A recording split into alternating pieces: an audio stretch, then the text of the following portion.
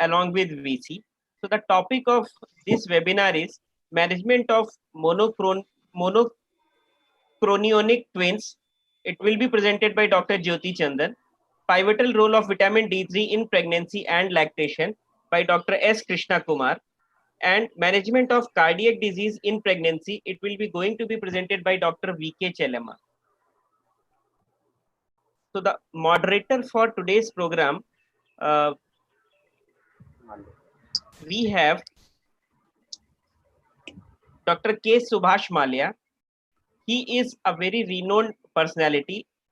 Along with his MBBS and DGO degree, he also holds diploma in gynec endoscopy, and he is a consultant gynec minimal access surgeon and DNB guide. He is a member of FOGSI Endoscopic Committee from 2018 to 2021. He is a South Zone Coordinator from 2015 to 2018. He is Organizing Secretary for National UA IH 2018. He is Organizing Joint Secretary for South Zone UA FOGSI 2015 and AKCOG 2016 also. He has published 4 papers in Index Journal and chapters in books. So I would like to invite Dr. Subash Mallya to do the honors. Yeah, thank you very much, sir. Thank you very much, Mr. Amit. And I would like to welcome everyone for this wonderful webinar we have organized on behalf of Calicut Society and with Torrent Pharma.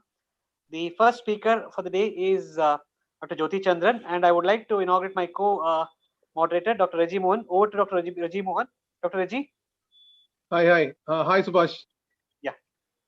Dr. Reji is Associate Professor at Government Medical College, Trivandrum, and is a good friend of mine. Sir, would you please like to take over and start the proceedings? Yeah. Thank you, Subash. Thank you, Subash. Hello, Krishnakumar sir, Chellamma madam, Yes, Jyoti madam, and all those. Good afternoon, everybody. Oh, good afternoon. Good afternoon. All those who have logged in. We have a wonderful academic piece coming over. And the first speaker, I have the pleasure to introduce my colleague, senior colleague, and professor and HOD of Idiki Medical College, that is Dr. Jyoti Ramesh Chandran. Madam is the additional professor in OBG and HO, and she is currently HOD of Government Medical College, Idiki. Her main field of interest is in endoscopy and high-risk obstetrics and fetal medicine. She has a lot of international and national publications, and the main post held was she was a treasurer in Calicut OBG Society, then joint secretary of Calicut OBGYN Society, secretary of Calicut OBGYN Society. Then she was president Calicut Obs and Gynecological Society in 2018-19, and currently also she is the president of Calicut Obs and Gynae Society. She's a corresponding editor of Journal of Obstetric and Gynecological Society of India from 2017 to 2020. She's a member Institutional Research Committee, Kozhikode Medical College. I welcome you, ma'am, and madam is going to speak on a very difficult topic for the common obstetricians, that is how to manage a MOMO, that is monoamniotic monochorionic twin. I welcome you, ma'am, and kindly proceed. Thank you, Dr. Reji. It's a pleasure to be with you all.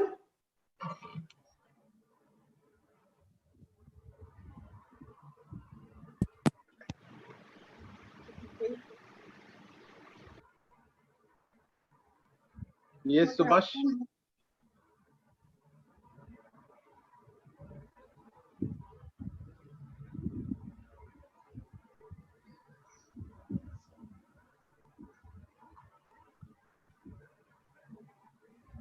I'm not able to share the screen. Admin, please help.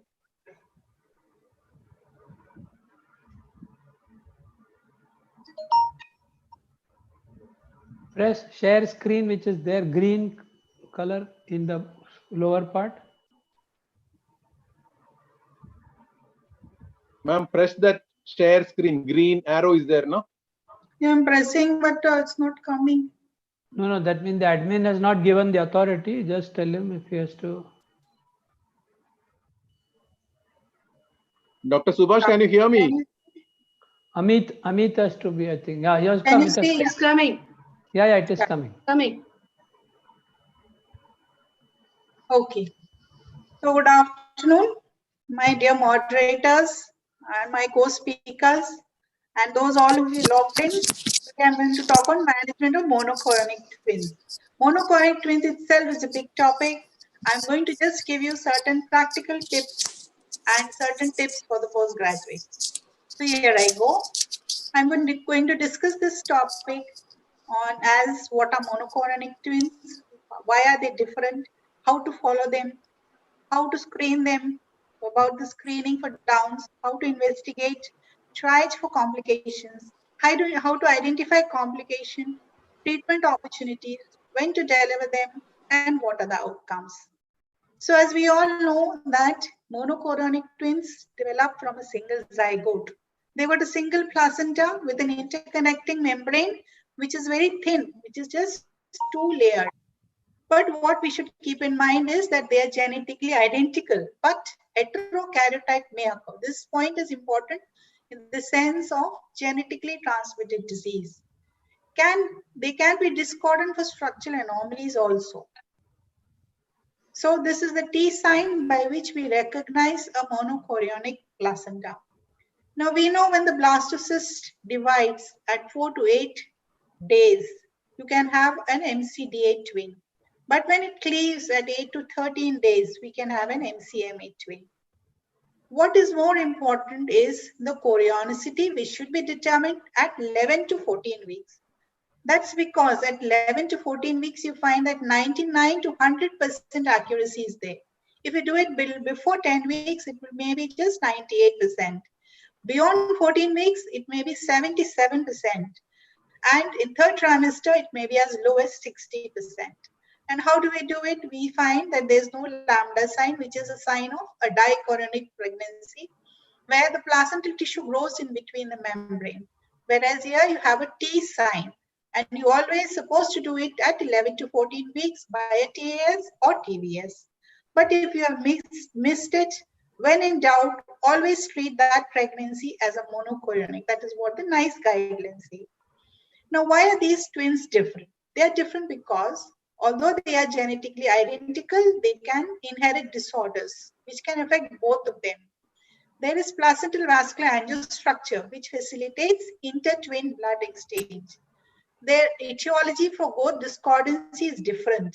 They have high risk of complications. Some complications are unique to monochorionic twins only. They need closer surveillance and they are delivered earlier than a dichorionic twin. So when we look at the placenta, we find that the placental cotyledons, cord insertion, vascular pattern, vascular anastomosis, they all vary in different type and number and direction. You can have an AV shunt or you can have a VA shunt. So when you look at this placenta, you see the yellow color is the artery and the green color is the vein. You find that there is AV anastomosis, there is VA anastomosis. And here you find it in a diffuse pattern. Here you find it in a magistral pattern at some places. So this may vary in various pregnancies, and unless we are able to find out this problem, we cannot help them out. So there are 3 equators when you look at the placenta. One is at the level of dividing membrane, and then there are 2 vascular equators. One is superficial, one is deep.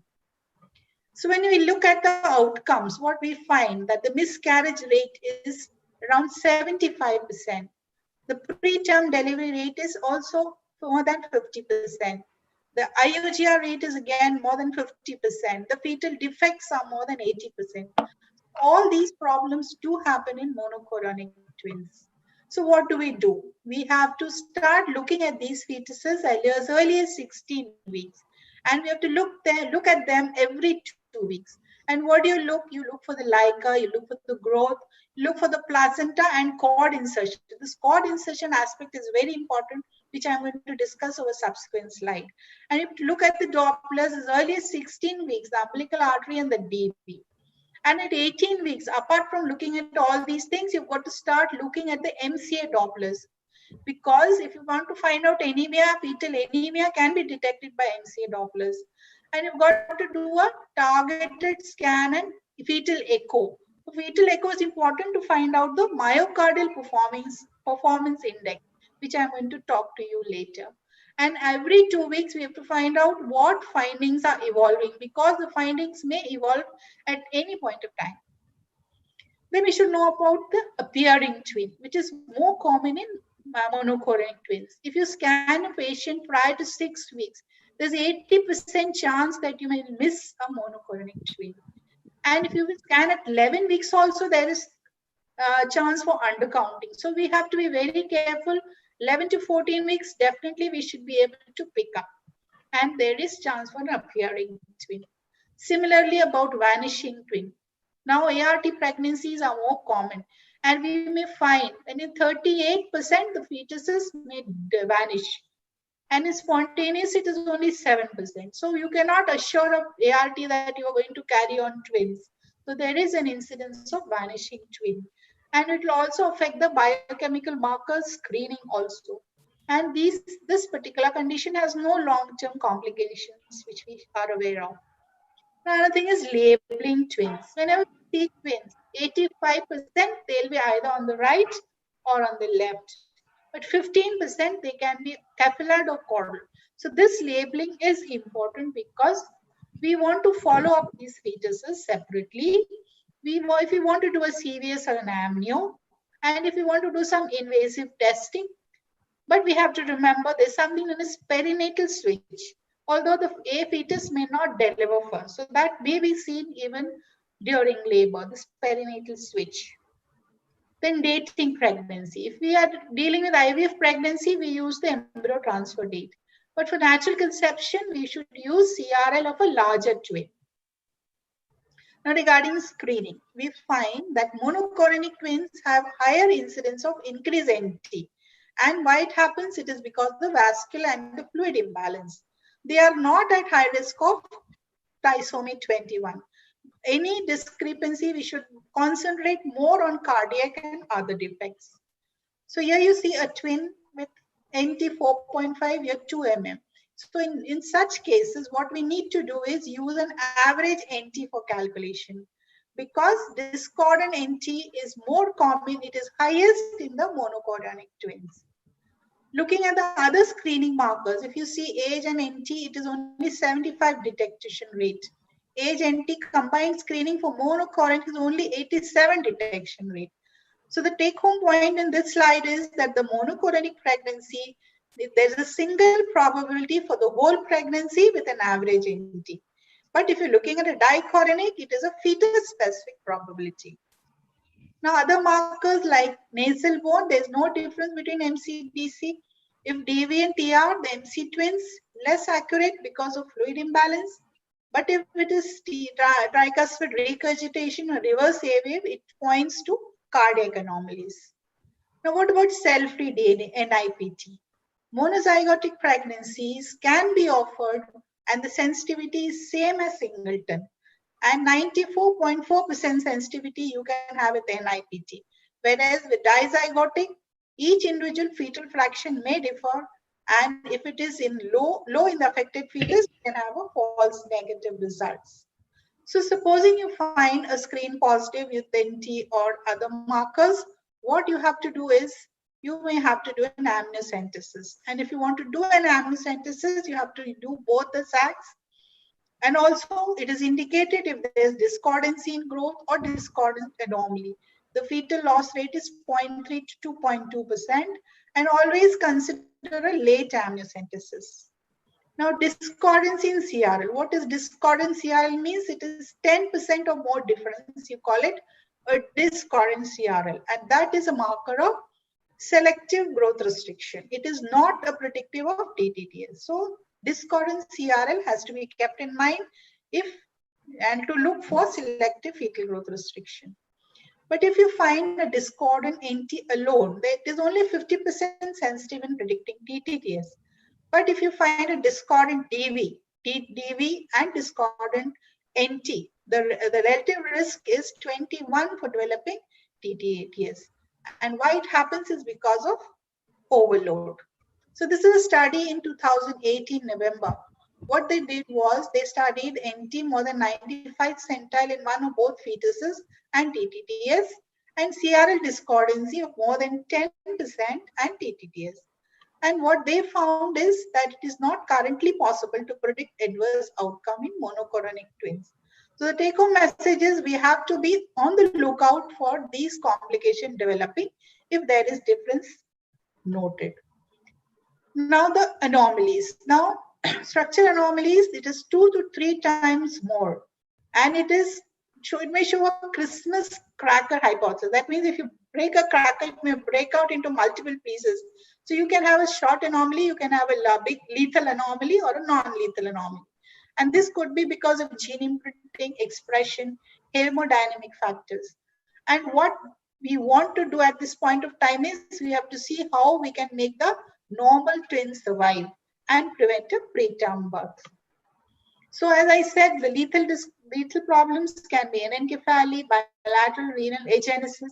The non-lethal can be open urine tube defect, agenesis of corpus callosum, ventriculomegaly. Whatever be the anomaly, you can either go for a selective fetal reduction or an expectant management. But when you're doing an expectant management, you have to think that there is a consequence of single fetal demise. There is a chance of preterm labor and polyhydramnios. So the patient should be counseled accordingly. Now, if you want to do a selective termination, the best time is 18 to 20 weeks. And you choose a fetus which has got a worst outcome. You do it where there is discordant anomalies or an imminent death of one fetus. And what do? You do a cord ligature or a bipolar coagulation with 20 to 50 watt. And the survival of the other twin is 70 to 85%. So this is a picture showing cord occlusion under ultrasound guidance, local anesthesia, maternal sedation. Post-cautery, what do you see? You see that there's no color in the cord, there's bradycardia, and you've got to coagulate at 2 places. And as I said, you do it after 18 weeks, where the fetal loss will be 3%. If you do it before, you can lose the healthy fetus 41%. So the outcome will be better if you do it after 18 weeks, 70 to 80%. Now, if you find like a discordancy, you can have these 3 options. You can have a normal Leica or an oligoamnios. Then you have to look for anomalies, selective fetal growth restriction, PRN. If it is normal and a poly, again anomalies, and close surveillance for any development of problems. But if you have a poly-oligo sequence, it is TTTS. And when do you call it oligoamnios, where the single deepest vertical pocket is less than 2. If the single vertical pocket in one sac is more than 8, you call it polyhydramnios. Now, as I said, we should look at the cord insertion. Here you see a central cord insertion. Here you see a velamentous cord insertion. And look at this study. In this study, if there is a velamentous cord insertion, there will be 30% birth discordance as compared to without birth discordance. Placental sharing again is more if there is a velamentous cord insertion. So you have to be on the lookout for cord insertion and mention if seen. So when you find such discordancy and everything is okay, you should not be assured. You should always look for complication. Now coming to specific conditions, you see these bubbles. Here you see TTTS, SFGR. That means these 2 are the main problems which develop in monochorionic twins. Others are less. So here you see growth discordancy can be seen in 14%. TTTS can be seen in 9%. Anomalies 10%. Placental vascular 26%.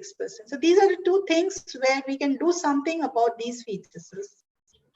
Now, why this discordancy? This occurs because of inadequate placental sharing. Very asymmetrical sharing associated with velamentous cord insertion, as I told you previously. And these vascular anastomotic patterns are because of shared cotyledons, increased net transfer to the other tin, and AAVV, they help to balance the blood flow. We find that these anastomosis have a protective effect on the smaller fetus. More blood is flowing to the smaller twin. In practice, large discordance with few anastomosis possible. Monochorionic twins with similar weight discordance may have varying outcomes, which is the rationale for selective FGR. So what do? We start scanning from 16 weeks, from 18 to 20 weeks, 2 weekly scan. At each scan, you do an effective fetal weight. You find out where the weight of the large twin minus weight of the small twin. upon larger into 100 and you find a discordancy of 20%, you find that there will be a perinatal risk. In addition, you should do the fetal Dopplers, umbilical artery, middle cerebral artery, PI, PSV, ductus venosus. And you can classify these IUGR babies into type 1, 2, 3. If it is type 1 with a normal Doppler, you give an expectant management. But if you find that there is absent reversal or there is something known as intermittent absent or reversal, that means at one point of time you get an absent, one time you get reversal intermittently, there is chance for IUFD and neurological damage to the extent of 25 to 50%. And you have to discuss therapy option with the parents. So what do you do? If it's type 1, you carry along till 34, 36 weeks. Type 2, 3, you have to intervene by 32 weeks with steroids. Coming to TTTS, it is a problem of hemodynamic imbalance, volume overload to recipient, and cardiac evaluation is important in all these conditions. As I said, oligopoly is a must. Maximum vertical pool less than 2, more than 8 will help you in deciding whether it is TTTS. When you find that there is a sudden increase in the abdominal size or breathlessness, it could be a sign of TTTS. When you look at the MO twins, you find 100% AA-AV anastomosis. As compared to dichorionics, it is 79 and 93%. So again, when we get a TTTS, we look at the bladder, we look at the Doppler, and we stage. Stage 1 means Doppler, bladder donor visible, bladder donor not visible. Stage 2, stage 3, abnormal Doppler with A is recipient AV abnormal, B is donor, umbilical artery shows absent or reversal. Stage 4 is hydrops and stage 5 is death. But what you have to remember, it is a hemodynamic disturbance. It is not necessarily sequential. That means today if it was scanned, you find in stage 2, doesn't mean that next 2 weeks it becomes stage 3. It may become stage 5 in next 2 weeks. Or it may remain in stage 2 for maybe 6 to 8 weeks. So always we have to document and wait and see what is going to develop and bail out these pregnancies as the gestation age is achieved. Then I talked about cardiac assessment. As I said, there's increased cardiac load, there's AV regurgitation, chances for cardiomegaly, myocardial hypertrophy, dysfunction, reversal of DAV, RBOT obstruction, pulmonary stenosis, atresia. So how do you look at this? This is done by a fetal echo. In the fetal echo, you do something called myocardial performance index, MPI, also known as TEI index. This index will give you about global left ventricular function, which can be calculated by this formula of isovolumetric contraction time, isovolumetric relaxation time about ejection time. So then you can find out the global left ventricular function. And how will it help? Now, these various researchers have looked into all these aspects of the Doppler, of the heart, and come out with various scores. Out of this, the best score they say is CHOP score, that is Children's Hospital Philadelphia, where they are looking into the ventricular function, the various valves, and giving you a risk of mild, moderate, severe. And this correlates with Quintero staging. So by looking at the Doppler, we can stage the disease and stage the condition and decide upon management. And what do? Stage 1, you do an expectant management. Equipoise means at 20 point of time, you may need to take a decision. Stage 2 to 3, prior to 26 week, you may need a selective laser. But after 27, it is serial amnio reduction. And stage 4, it has to be individualized with laser or a selective feticide. Regarding amnio reduction, this is the most common procedure which postgraduates may also do. How much Riker to remove and why to remove? Because it reduces intraamniotic pressure, it improves placental perfusion, it will alleviate maternal discomfort. And how much? With 1 liter for every 10 centimeter AFI. So you have to reduce it to 25 centimeter. But you should remember that it should not remove more than 1 liter in 30 minutes and not more than 5 liters in each session. Any complication like PPRN, preterm labor, chorioamnionitis, abruption can occur. It is very effective in mild TTS and later gestation age. Laser photocoagulation is sophisticated. We do use Nd:YAG laser, and at the end of the procedure, we also do an amnioreduction. Complications of this procedure is there, but it is said that if there is a severe TTS before 26 weeks, you should do a laser rather than amnioreduction. And after doing this procedure, you have to see whether the bladder is appearing within 24 to 48 hours, Leica is becoming normal. And if the procedure is done in well advanced centers, you have 75% survival for a single survivor and 50% for a double survivor. Coming to TAPS, that is twin anemia polycythemia sequence. It is seen in 1 in 20 monochorionic pregnancies. It usually occurs following fetoscopic laser, 13%, within 5 weeks. But in only 3%, you can have it spontaneously. There is no Leica difference, only hemoglobin discrepancy. So how can you find out for any anemia? We know we depend on MCA PSV. So you start looking at the MCA PSV and you can stage it 1, 2, 3, 4. We look at the moms of the donor and the recipient. And depending on the stage, you can have a discrepancy in the hemoglobin postnatal. So you can start, so that is the importance of looking at MCA peak, because there won't be any difference in Leica measurements, and you may be dealing with a case of TAPS. Then what do you do? Again, you do an expectant management. You can give intrauterine therapy if it is going for severe anemia, fetoscopic laser, IUT followed by fetoscopic laser, or partial exchange for polycythemia. Then coming to TRAPS, it is usually happening because of AA anastomosis. It is seen in only 1%. And here you have a pump twin and a recipient twin. And the twin can have 4 morphological types. You can have an acardius, you can have acardius anceps, acardius amorphous, and ecormus. And this happens because of deoxygenated blood going into the donor twin, to the iliac artery. So the upper part of the body is not developed. And here the perinatal mortality rate is to the extent of 35 to 50%. And here there is 30 to 50% chance that the normal pump twin may die because of cardiac failure, hydrops, polyhydramnios. So how can you bail out these? By radio frequency. By radio frequency, you have a 90% survival for them. And how do you find out that there's an acardiac twin? When you do put in a Doppler, we'll find there is a mass, but there is no cardiac pulsation and there is color flow in that mass. And when you see at the direction of blood flow, you will find it flowing towards the acardiac twin instead of away from the acardiac twin. And when you look at the blood flow from caudal to cranial direction in the abdominal aorta, then if you find that the weight of the acardiac twin versus pump twin more than 70%, it's a poor prognostic factor. If there is hydrops, hydramnios, myelocephalus, it's a poor prognostic factor. Again, what do you do for them? You can just give serial amniocentesis, umbilical cord ligation, radio frequency, 90% survival. You can do laser, you can insert a thrombogenic coil in the umbilical artery, or sometimes you may have to remove an acardiac twin.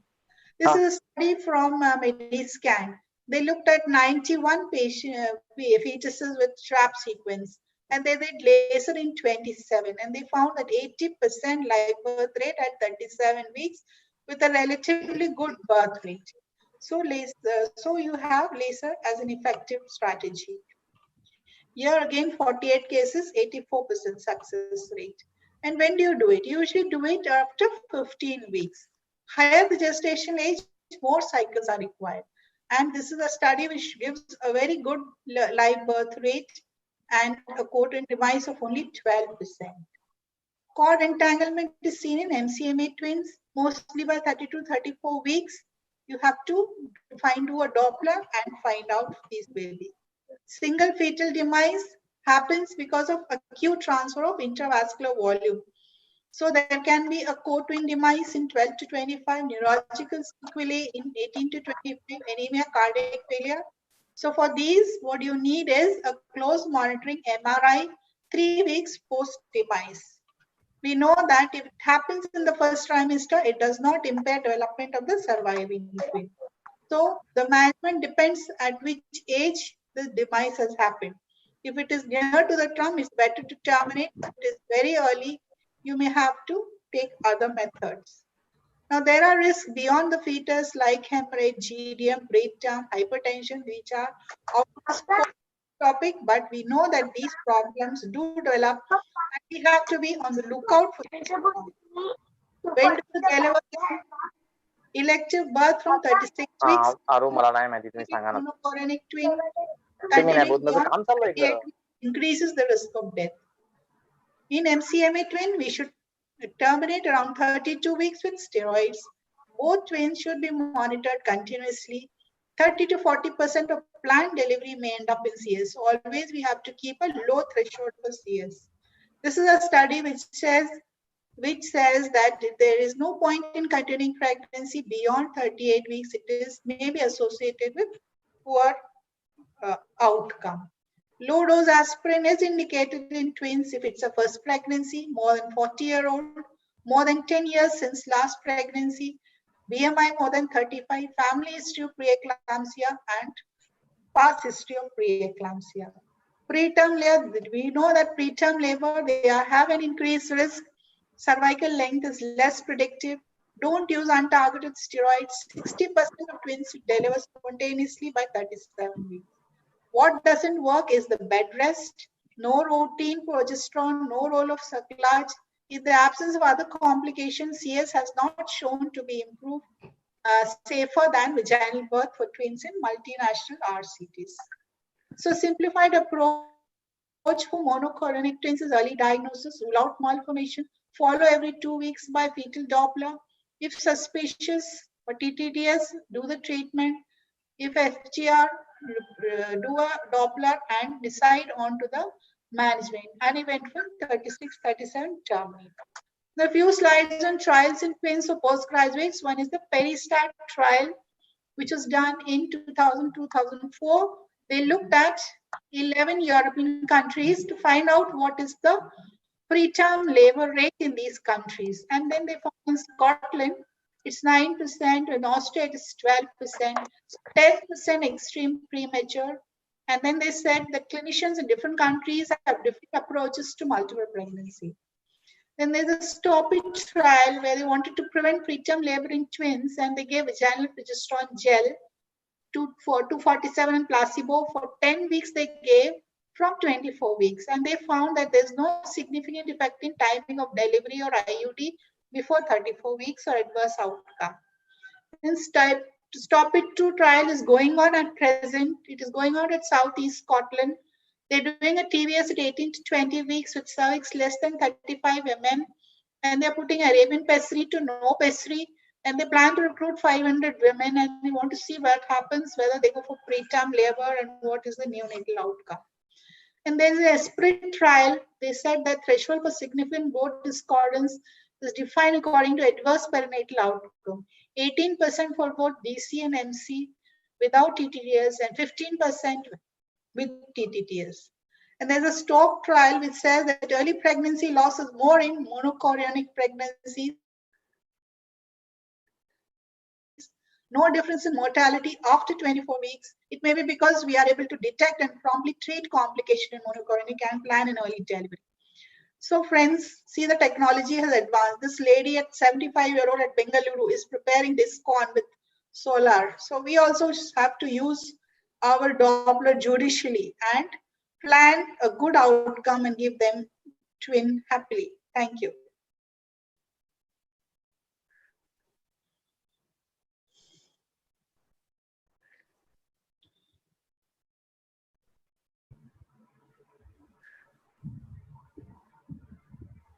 Yeah, thank you, Jyoti madam. Hello.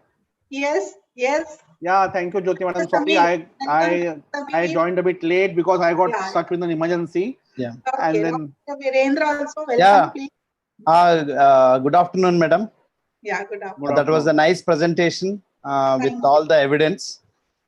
Because there are no comments from most of the viewers, on their behalf, I would like to bring out some questions.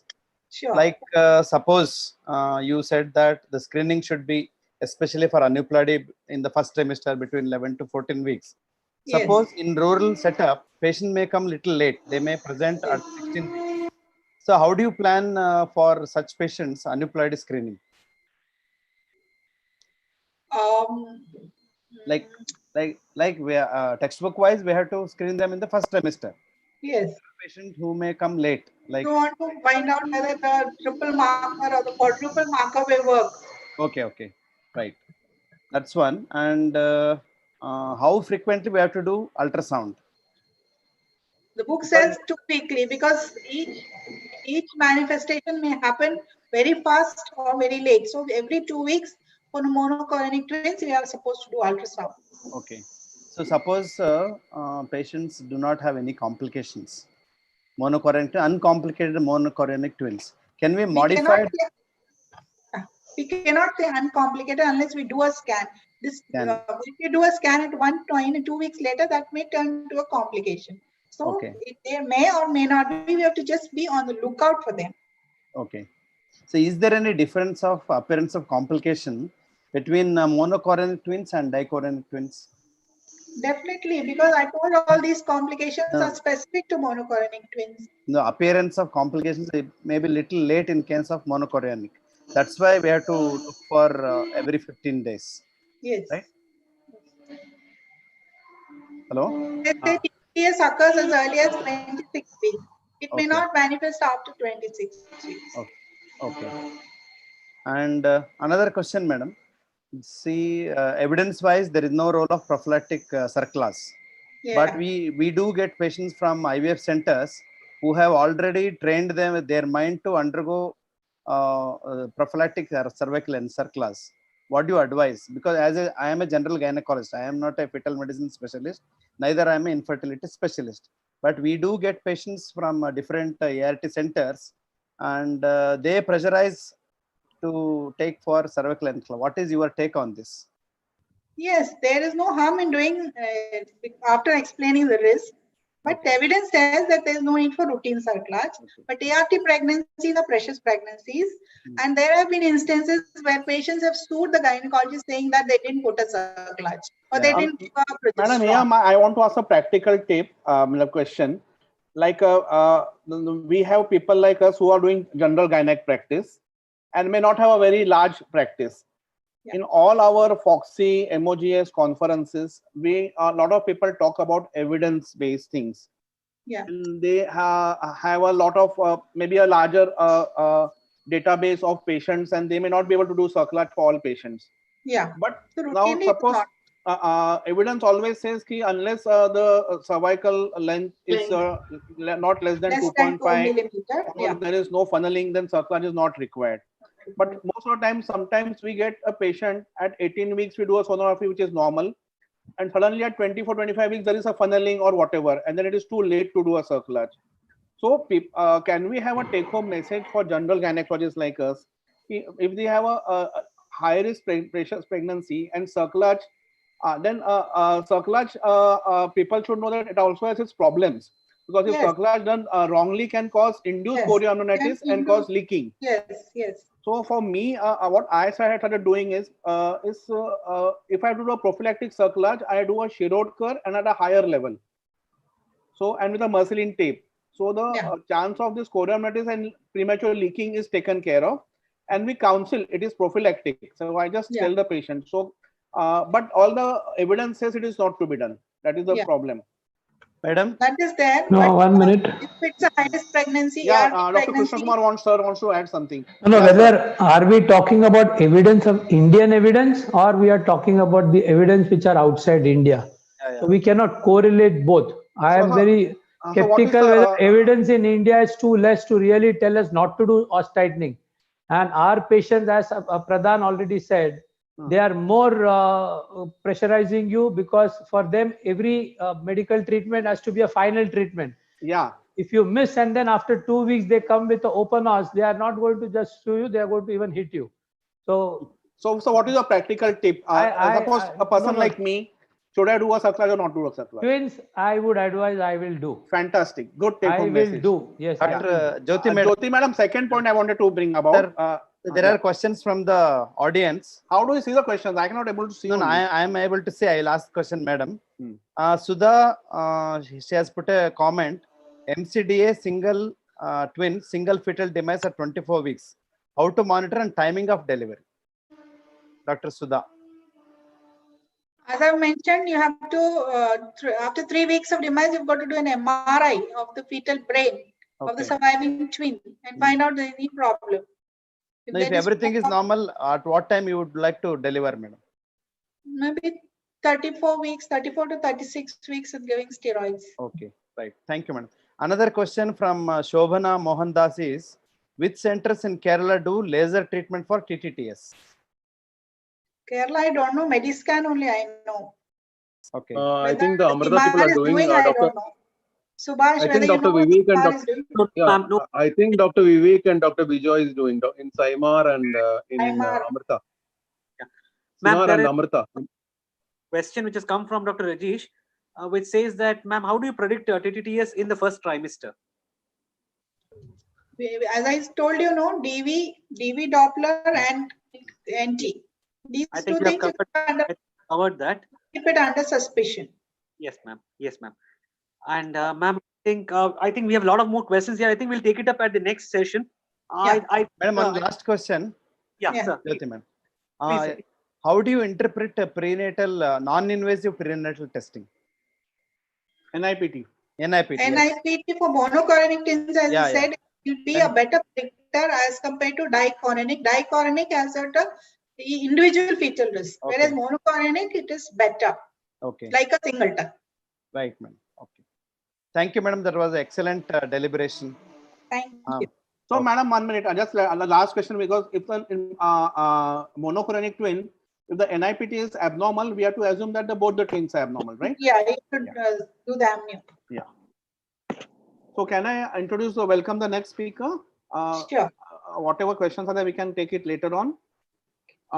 The next speaker is does not require an introduction. Dr. Krishnakumar, sir. He's been our friend, philosopher, guide, and I have looked upon him for all practical tips right from last 20 years of my practice. Sir is president-elect of IAGE, and another 1 week he would have been installed as IAGE president if this corona scare was not there. Sir has been a secretary general of ISAR 2018 to 2020. He is a ISHRE certified reproductive endoscopic surgeon. He has centers recognized for ICOG fellowship, 6 months fellowship in ART and in endoscopic surgery. And he has FOGSI recognized centers for infertility and endoscopic surgery training. And he's one of the international faculties in teaching hysteroscopy and IVF. I have learned my IUI training from sir. And sir's talk today will be on vitamin D. Dr. Thank you. Sir. Thank you, Samir. Pleasure to have you here. Thank you, Samir, and nice to see somebody from Mumbai. Yeah. Introducing me, and that was an excellent, elaborate lecture by Dr. Jyoti Madam on MCMA twins. I think it was wonderful, and I should say that this is my third webinar for Calicut Obstetric Gynec Society in the last 1 month. So either I should become an associate member or I should be taken as an honorary member of Calicut OBGYN. We have already take you as an honorary member, sir. But to be very frank, Subash, amongst the three today, I feel more nervous in front of so many professors. And I am right in front of a medical college, I feel. And of course, the topic today is given to me is something different from what I've spoken in the last two. So I will take you through all to the medical college and teach you vitamin D, which I'm sure we all have forgotten after learning in first year and second MBBS. And It's today important in COVID also. Yeah. Important in COVID also. They said vitamin D. Improves immunity. Yes, yes. So we will take you through to the medical college because I also learned a lot. Where am I seeing? I cannot see my screen. 1 minute.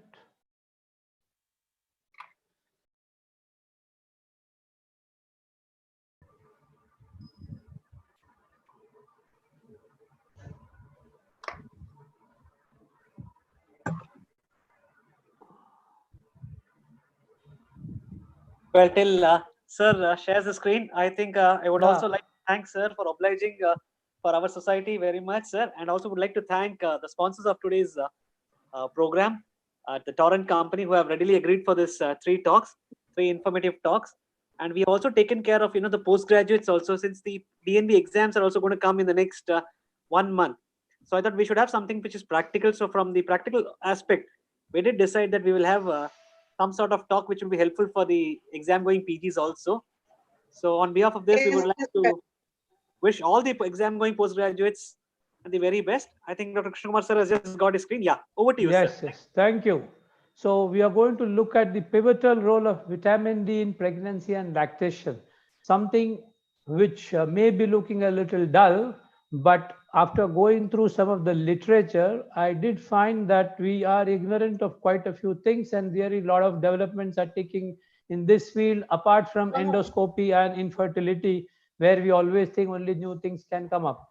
So to take you through to those first year and second MBBS, I wouldn't take much time, but vitamin D, the classical action we all know, it's for basically calcium balance and bone resorption and bone manufacturing. And the active metabolite of vitamin D is 125 dihydroxyvitamin D, which is also called as 125-OH2D. Now, how this really comes into action is what we are going to see. And this classical picture, we know that vitamin D helps in gut absorption of calcium, though the dietary intake is very poor, and its intricate action along with parathyroid hormone. Once the vitamin D and calcium decreases, we know that the parathyroid hormone increases and it releases calcium from the bone, causing bone resorption and increase in serum calcium. So this is very well known to most of us. And we all forgotten that vitamin D exists in two forms, called the cholecalciferol or D3, which is converted in the skin from 7-dehydrocholesterol, and vitamin D, which is D2 or ergocalciferol, which is basically found only in mushroom and yeast. And this manufacturing from the skin, from the 7-dehydrocholesterol, is because of exposure to ultraviolet light, which converts it into 25-OHD, and this has to go into hydroxylation by the liver before it becomes the active form of vitamin D, or what we call as 25-OHD. This again is acted at the kidney level under the effect of parathyroid hormone, which is again hydroxylating it into 125-OHD, and this is the vitamin D which helps in this is the homeostasis between calcium and bone.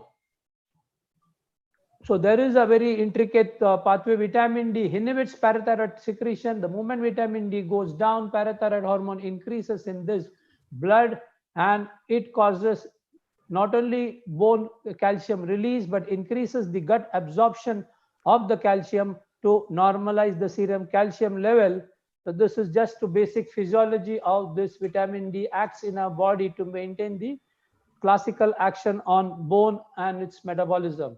Now, mechanism action is, apart from this, there are nuclear receptors which are present apart from kidney, bones, and skeletal muscles. It is also found in lung and skin. So this vitamin D action on these other receptors at these sites has brought interest to us in pregnancy now. So this biological action is already, we know that it helps in influx of calcium into the cellular and between cells, and opens up all the uptake of calcium in various osteoblast and skeletal muscle. But this added biological effects of vitamin D, which we all do not give much importance, it promotes insulin secretion. It promotes innate immunity of human cell, and it stimulates cell differentiation, and it inhibits cell proliferation. So there are a lot of studies in the literature where if you come across PCO, we know that PCO have insulin resistance, and a lot of PCO patients also have vitamin D deficiency.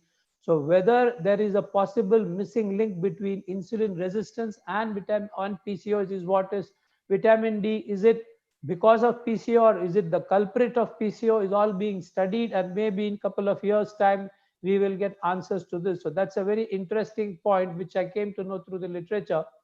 Now, because of these non-classical action of vitamin D, there are a lot of non-classical actions.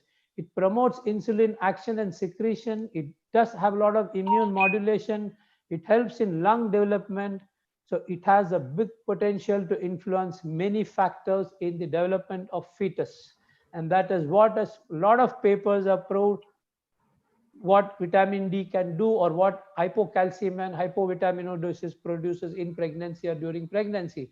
Now, in normal state, vitamin D deficiency is seen, of course, in pigmented skin. Those with high pigmented skin, because of the melanin, will have lesser absorption of sunlight, lesser conversion of that dehydrocholesterol to vitamin D or 25-OHD. Obesity, something very common. People who are immobile have vitamin deficiency. PCO patients, a lot of vitamin deficiency. And amongst the ethnic population, Black women have a lot of vitamin D deficiency because of the hyperpigmentation. Even Indian Asian women in UK, where they have a big study, proved 47% of the Indian Asian women have vitamin D deficiency. And of course, Middle Eastern women, because of their cultural practices, have a higher incidence because of the covering of their body, and it is only in 13% of Caucasian women. So we have to rule that we are practicing in India, so we have very common in a sunny India. So that is something which we all have to realize. Just because we get exposed to sun, of course, most of us do not get exposed to sun at the amount which we should be, but still it is common in about almost 50% plus.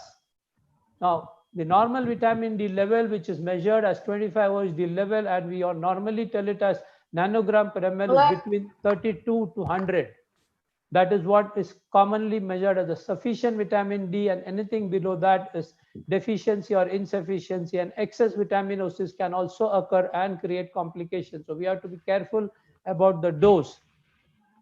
Now, coming to the maternal-fetal transfer, where we are talking about vitamin D and its role in pregnancy and its effect in pregnancy, we need to know that this, which I've already explained, formation of 25-OHD and conversion of the same in kidneys to 125, it increases calcium uptake in the gut. There is a calcium deficiency in the pregnancy, but in pregnancy, there is already a mechanism where the calcium uptake from the diet is usually increased. Though, of course, one must remember our dietary intake of vitamin D is only 10% of body's requirements, because very rarely we have food which are adequate in vitamin D contents.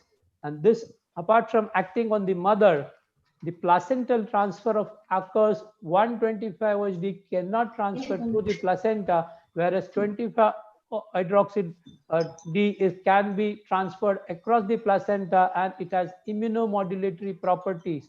So that is the role which is being thought upon, whether why does it cause preeclampsia, because preeclampsia we know is all placental induced phenomenon, and vitamin D or 25-OHD, which can cross the placenta, has a lot of action in the placenta.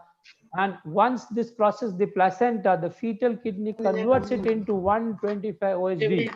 So normal vitamin D from the mother crosses the placenta, and the vitamin D is formation in the fetus is by the kidney. That is, the mother's 25-OHD has to come to the fetus. So if the mother's vitamin D is less, there is going to be less vitamin D in the fetus.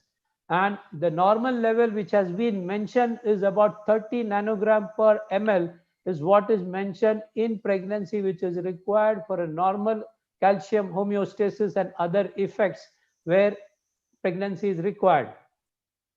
So apart from this bone effects, as I already mentioned, there is a lot of data in the literature where say that preeclampsia is very common in patients who are hypovitaminosis D during pregnancy, and neonatal hypocalcemia is going to be definitely a common problem for the reason which I already mentioned, because the maternal 25-OHD goes across the placenta into the fetus, where the vitamin D is formed again by the fetal kidneys. And this hypovitaminosis can definitely cause impaired growth and bone development in the fetus. And a lot of literature says that babies who have been born to mothers with hypovitaminosis have risk of osteoporotic fractures in the later part of their life. This has been published in 2010 itself in the Journal of Bone and Mineral by Mohan et al. And more this was alarming was the fetal lung development and child immune disorders, which have been all related to vitamin D. Lower vitamin D intake in pregnancy has been associated with asthma in the offspring. And a lot of virus bronchitis and respiratory infections are very common in the newborn, where maternal vitamin D has been found to be deficient. So this is something which we all have to take care, apart from just thinking about the bone development, because a lot of literature I did find that there is mention about asthma in the offspring wherever vitamin D was deficient in the mother. So definitely this large systemic meta-analysis, apart from preeclampsia and all those bone deformity, did find that patients with vitamin D deficiency have an increased risk of preterm birth. This is a large meta-analysis published in the Public Library of Science in 2017. And another important finding, which in this Indian paper says that the gestational diabetes mellitus, which occurs during pregnancy, it has been found having relationship between parathyroid hormone and vitamin D. 48% of women had gestational diabetes mellitus wherever vitamin D deficiency was compared to only 10% women who had normal vitamin D at GDM. And the frequency of, and definitely needless to say that the parathyroid hormone will be increased in these women. So definitely vitamin D has some role to play. So there are a lot of paper, a lot of studies which are still going on where they say patients with vitamin, rather GDM, should be given routinely vitamin D. So that of course is not yet proven, but there are a lot of studies in the literature where this interest is really taking rather a shoot. Now, maternal vitamin D status, and of course there are a lot of journals which say that patients, and this is from the Journal of Pediatric Endocrinology, patients of rather infants of mothers who had hypovitaminosis had almost 4 times higher risk of developing again vitamin D deficiency compared to mothers who had normal vitamin D. And 96% of this is a British Journal Nutrition study where they found that Indian women have almost 96% deficiency during their lactation vitamin D. And hypocalcemia, which occurs after birth, we have all seen neonatal tetany quite commonly whenever there is a feeding problem, and that has all been related to hypovitamin deficiency in the mother. A lot of tetany which occurs in newborn can be prevented or corrected by vitamin D supplementation for the mother during a pregnancy, has been proved by the Indian Pediatric Journal. So definitely with maternal vitamin deficiency, all this is potentially preventable with routine vitamin D deficiency. So should we go for vitamin D screening? That is the question. But there is right now no data in the literature to support routine screening of every mother, pregnant mother, because screening of vitamin D is an expensive thing. It's really little more expensive than our routine test, which we do in pregnancy, but at least it should be done wherever you think it could be, as we said, in PCO patients, patients who have had a past history of GDM, patients who have hyperpigmented skin or their skins are always covered, obese people, patients who are immobile, patients who have had preeclampsia in the past, patients who have other gastrointestinal problems which can lead to decreased fat absorption. At least in these people, routine vitamin D screening has been suggested by the Royal College of Obstetrics and Gynecology, but not for every pregnant woman. Now, supplementation. Let's come to the supplementation. Now, how much to supplement, whether normal dose, because there's been a lot of variation which I found, but women who are prone to vitamin D deficiency, a higher dose of vitamin D3 should be given. That is definitely. Now, what is the higher dose and what is the normal dose recommended is what we will see today.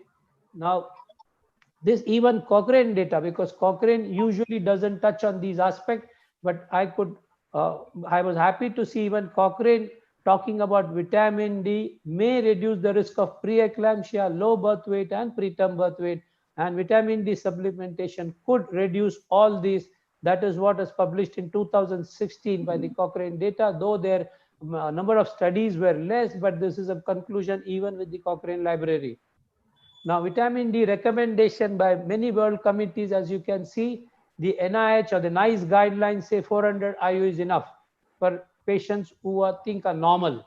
But the ICMR and the Institute of Medicine says about 600 IU, but at the Endocrine Society between 1500 and 2000, the Canadian Pediatric Studies about 2000, but ASUOG also recommends between 1000 and 2000 IU per day should be the dose for every pregnant woman, is the recommendation during pregnancy and lactation as far as vitamin D dosage is concerned. Now, this study, which controlled a randomized controlled trial where singleton pregnancy between 12 to 16 weeks of gestation received various doses of 400, 2000 and 4000, and they measured their vitamin D after about 12 weeks.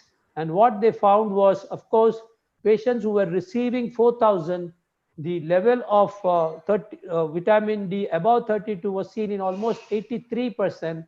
Patients who were receiving 2000, where the level was almost 71%. But if you're giving only 400 IU, the vitamin D level, normal levels were only seen in 50% of women. So that is something which we have to take care. What is the right dose? Are we giving the right dose of vitamin D to our pregnant patients? Because many a time I feel we may not be even giving. But definitely vitamin D supplementation is recommended, and the dose recommended is of course more or less coming to around 2000. So this randomized controlled trial of almost 5,405 patients published in the JAMA Pediatrics, where they gave 2000 during the pregnancy, they found that these patients had a decreased risk of infants born for small for gestational age, had better growth during infancy, better fetal and neonatal morbidity and mortality, and greater Apgar score and neonatal fold thickness at birth, and definitely the weight and the height were much better than those who did not receive vitamin D. And this another aspect of vitamin D which very difficult to digest, but then they found that patients with vitamin D deficiency had a higher cesarean rate.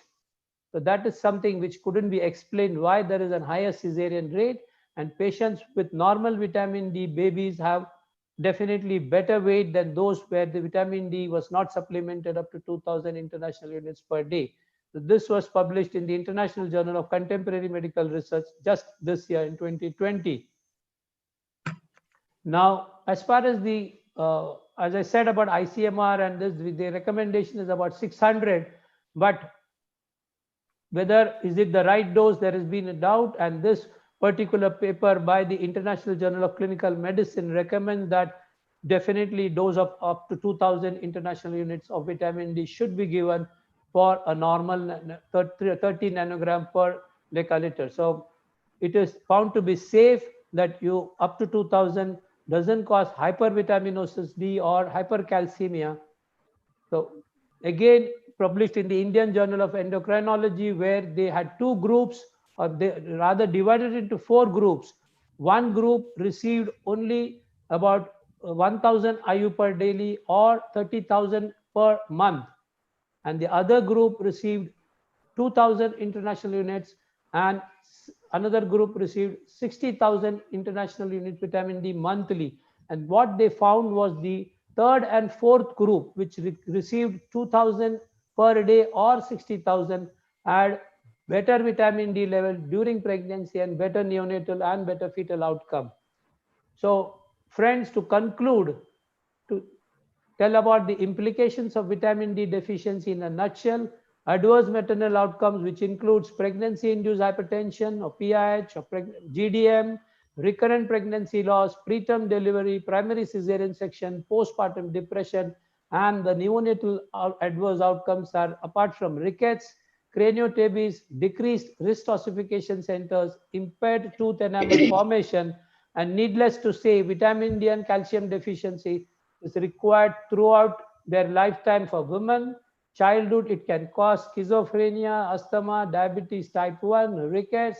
Pregnancy, we know I elaborated on all the adverse outcome, and of course vitamin D and calcium is required for every stage in women to maintain that. Not only a lot of studies today have come up for the cholesterol and the cardiovascular effect of vitamin D, including obesity, and as you grow older, definitely vitamin D is definitely required for every woman. I think there are a lot of literature, and even men need vitamin D supplementation at least once a month, I feel.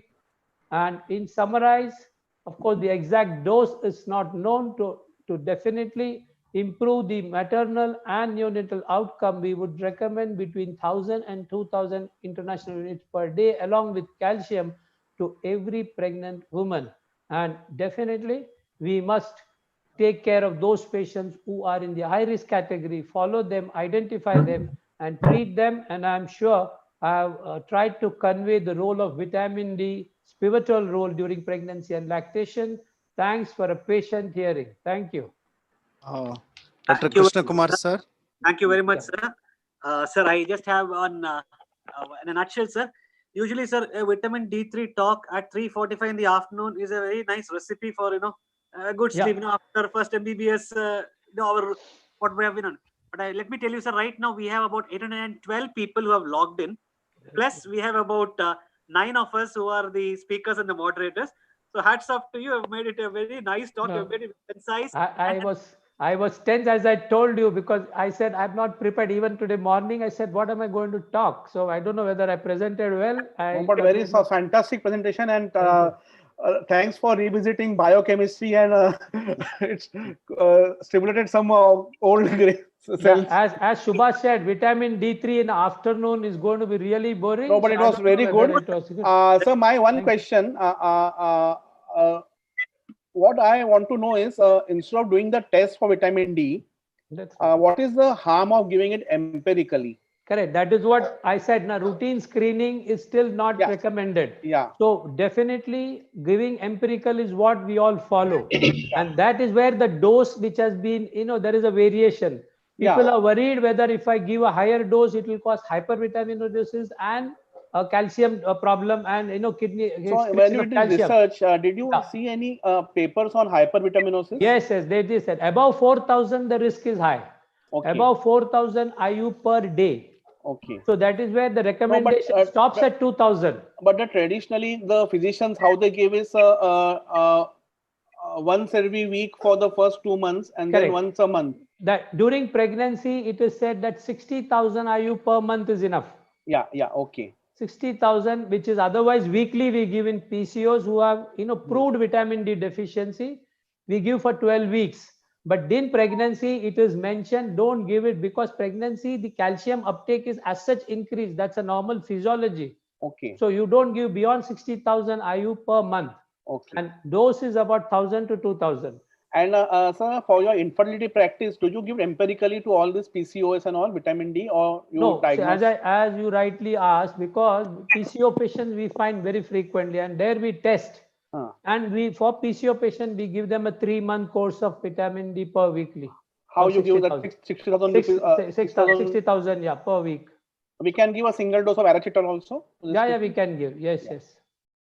Krishnakumar sir, the one question is there, that is how much, if you stay in sunlight, what time you have to get exposed and how long you have to get exposed? Yes. Now it is roughly mentioned minimum 30 minutes between morning 9 to 11.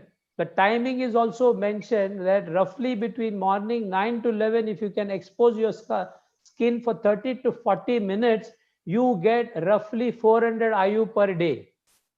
Okay. But there is one catch in that. 80% of your skin should be exposed. That's all. Your skin should be. I didn't come into that. And your skin should not be hyperpigmented. Yeah.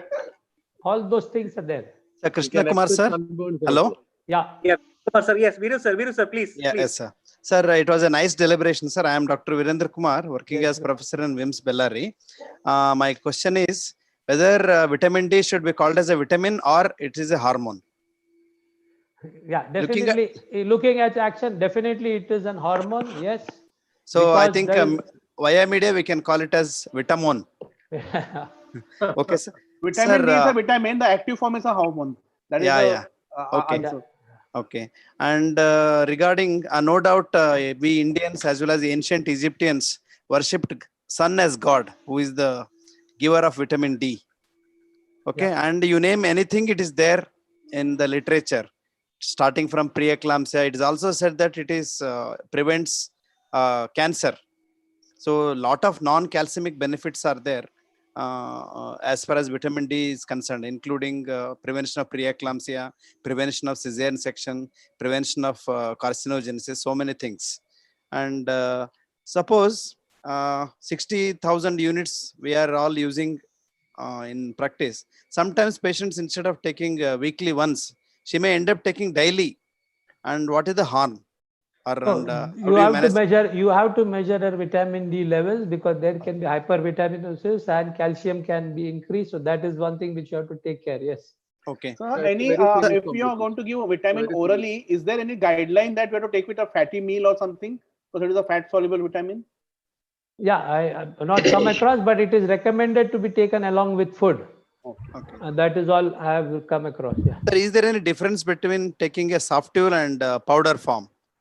Vitamin Liquid D. is available. Liquid is also. Liquid is available. No, the literature doesn't say whether which form. I couldn't go into that, whether powder form or liquid form is better. I've really not gone into that. And we have also gummies. Gummies available. No, even some small tissue paper like thing has come from a company where you just keep it. It melts. Biofilm. The biofilm. Biofilm. Right. So it is. We cannot. All say, said and done, I think we should. What is cheap for the patient? What is what good for the is patient? definite. Right. Okay. Yes. Right. And sir, one last question.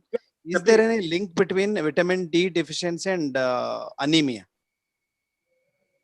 I don't think I have come across vitamin actually, D. See once, others, once I had delivered a lecture on this vitamin D. Peronia D3 and all that. Yeah, there is a correlation between iron deficiency and vitamin D.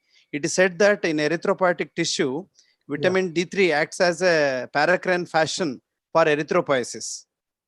So that's why even if you supplement the vitamin D, the chance of anemia is less. Correct. Good. So there in erythropoietic tissue, it acts like a paracrine hormone. Yeah, that is definitely a good input. Okay, sir. Sir, now you understand why I got Professor Veeredrakumar, sir. That is what I said. That is what I said. As a student, I'll be learning a lot from the professors. Thank you. Before we go to the next talk, sir, I would like to thank you from the bottom of my heart for this wonderful lecture and making it very, very interactive and very good. And a couple of announcements here I have to make that, we have people all over India right now who have logged in. I especially mentioned to a couple of my friends who have logged in from Bhopal, Manisha Khare madam. Then we have Varsha Lade from Nasik. And we have also my teacher, Suma from Mysore. But I would like to congratulate three of them who have first 3 persons to have logged in. One is Mr. Ramesh Kumar, Dr. Ramesh Kumar from Jaipur. Sir was the first person to log in. Dr. Yogendra from Dehradun and Dr. Elizabeth from Calicut. So I would like to thank them for logging in first. And also would like to thank certain people who are from the Northeast, Agartala, Amulya, Pradyut, Soresh and Epal, who also logged from Agartala. And I think the crux of this is we have kept everybody, we have taken care of Kerala, we have taken care of Karnataka. And because of Veeru sir and his proximity to Andhra, Chala Mandi Andhra nunchi vastunaru, Eluru, Rajamandri, Kadapa, Ongolu, akkadi nunchi Chala Mandi vastunaru. Karnatakaದಿಂದ ತುಂಬಾ ಜನ ಬಂದಿದ್ದಾರೆ, ನಿಮ್ಮನ್ನ ಕೇಳ್ಕೊಂಡು ಬಹಳ ಜನ ಬಂದಿದ್ದಾರೆ. Thank you very much sir. And again Marathi तर काय बोलायचं सर, खूप लोक आले, नाशिक मधून आहे, मुंबई मधून आहे, नवी मुंबई मधून आहे, खूप लोक आले, चांगला. Even Jabalpur. It's all because of the Malaya. So right now, sir, we have for the benefit of audience, we do have a lot of questions at the end of the session. Also, we have a little bit of time also after 5 also. So please do log in and ask your questions to Professor Chellamma, Professor Jyoti, and Krishnakumar sir also. Now over to the next speaker. Now we have the next speaker, Dr. Chellamma madam, and I would like Veeru sir to please introduce Chellamma madam. Yeah, I have honor of introducing Professor Dr. Chellamma. She is MD, DGO, and FICOG. She is working as professor and head of the Department of Obstetrics Gynecology in Medical College Calicut. Because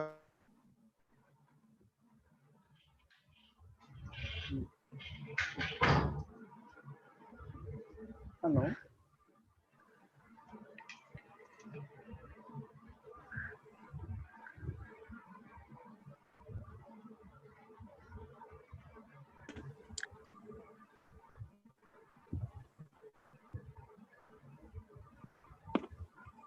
Chellamma madam?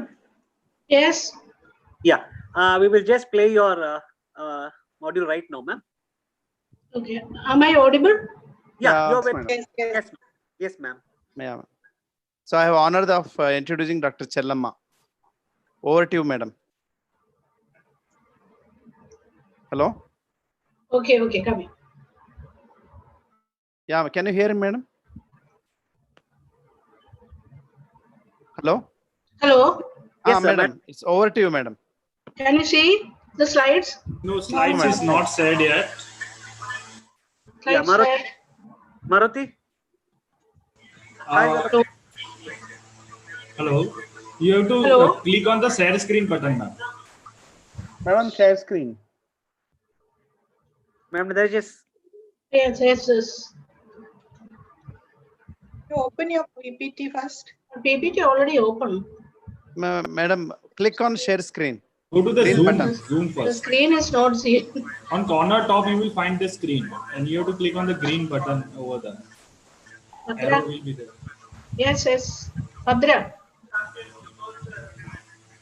in the meantime, when madam is doing, we'll have a couple of questions which are remaining actually for Jyoti madam, yeah. We can take. Jyoti madam. Yeah. Madam, one question is there, Dr. Jyoti madam. Yeah. Can you hear me? Yes, yes, sure. Yeah, if one of the sacs show hydatiform mole, how do you manage? Actually, I have never had an experience, but I attended a webinar last week in which there was a twin pregnancy with one complete mole and another normal twin. So what they did was they, under ultrasound guidance, they evacuated the mole. And when they followed this pregnancy, they found that molar tissue was seen developing in the second twin also. So then they did karyotyping and then they had to terminate that pregnancy. So it is very rare. And there is one case presentation by Professor Shekran where it was a partial mole and he gave all the risk and pregnancy Open your continued. presentation. The pregnancy was continued till 32 weeks and then sir did a cesarean and got a baby with another partial, with the placenta showing partial mole. So these are the only two cases as what I know. If any of the other speakers have any experience, they can share. Madam, Dr. Chellamma has shared her PPT. Okay. Yeah, over to you, Chellamma madam. Yes, yes, I can hear. Are you audible? Yes, ma'am. Yes, ma'am. Good afternoon, everybody, the moderators, the co-speakers, and the Good afternoon, viewers madam. from all over India who are viewing this session. Now, my topic is little different from that of the previous two topics. It's the commonest medical complication in pregnancy.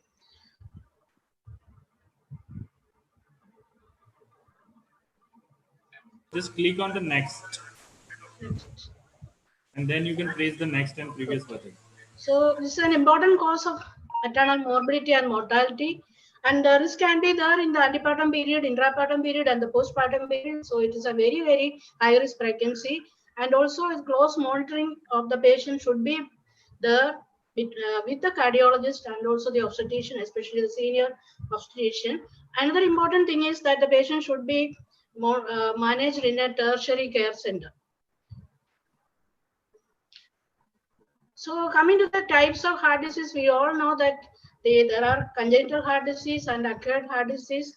And coming to the overall incidence is 1%, both congenital and acquired. Congenital heart disease again can be cyanotic and the acyanotic. Acquired, as we all know, that it is mostly the rheumatic heart disease and the cardiomyopathies and the ischemic heart disease. And the most common acquired disease, the rheumatic heart disease, where the mitral valves are affected more, and the mitral stenosis is the most common and dangerous one. And the mitral stenosis occurs in 3 to 4% of the patients with rheumatic heart disease. Now, coming to the congenital, the structural causes are there, and most often nowadays we are seeing the patients with PDA, ASD, VSD, etc. are corrected in the childhood period itself, and they do well in pregnancy and later during the management of labor. And coming to the cyanotic heart disease, that is the Fallot tetralogy, Eisenmenger syndrome, which is very, very high risk, and 40% of maternal mortality is there, and there is high risk for the mother and the fetus. And the problems include worsening due to the cyanosis and the risk of IUGR for the baby, and also there may be the problems for the baby in the neonatal. Now, coming to the valvular disease, the aortic stenosis complications arise due to the restricted capacity to increase the cardiac output. And the other valvular disease that I mentioned, the regenerative valves, artificial heart valves, and the mechanical heart valves. So coming to the non-valvular, that is a Marfan syndrome. Again, it is a dangerous condition, autosomal dominant condition with genetic counseling is essential in these cases. In this pregnancy, the condition carries very risk of aortic dissection and aneurysm, and also there is chance for rupture. And pregnancy is contraindicated in this type of patients, especially if the diameter is more than 4 to 4.5 centimeter. And coming to the dissection of the thoracic aorta, there is an increase in the maternal death due to the ruptured aneurysm and also to the thoracic aorta aneurysm, and where the mortality is very high.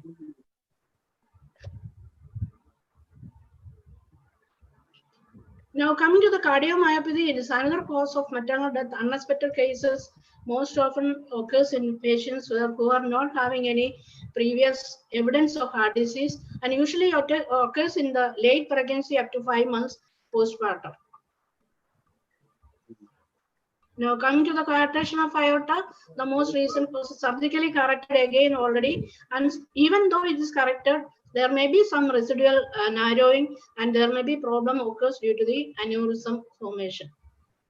Now coming to the dysarrhythmia, sudden arrhythmic death syndrome, that is SADS, is a sudden unexpected cause of maternal death due to cardiac failure, and myocardial infarction, ischemic heart disease, etc. also can occur. Now coming to the hemodynamic changes in pregnancy, all we know that you as teachers, we usually ask in the examination to the students and both undergraduate and the postgraduate students, there is a physiological changes in pregnancy which occurs in the cardiovascular system. So the first one is the circulatory changes start in the early pregnancy and reach the peak level towards the end of the second trimester. And the plasma volume also increases by 40 to 50%. Increase in the stroke volume, cardiac output increased by 50% up to 32 weeks, then becoming a plateau.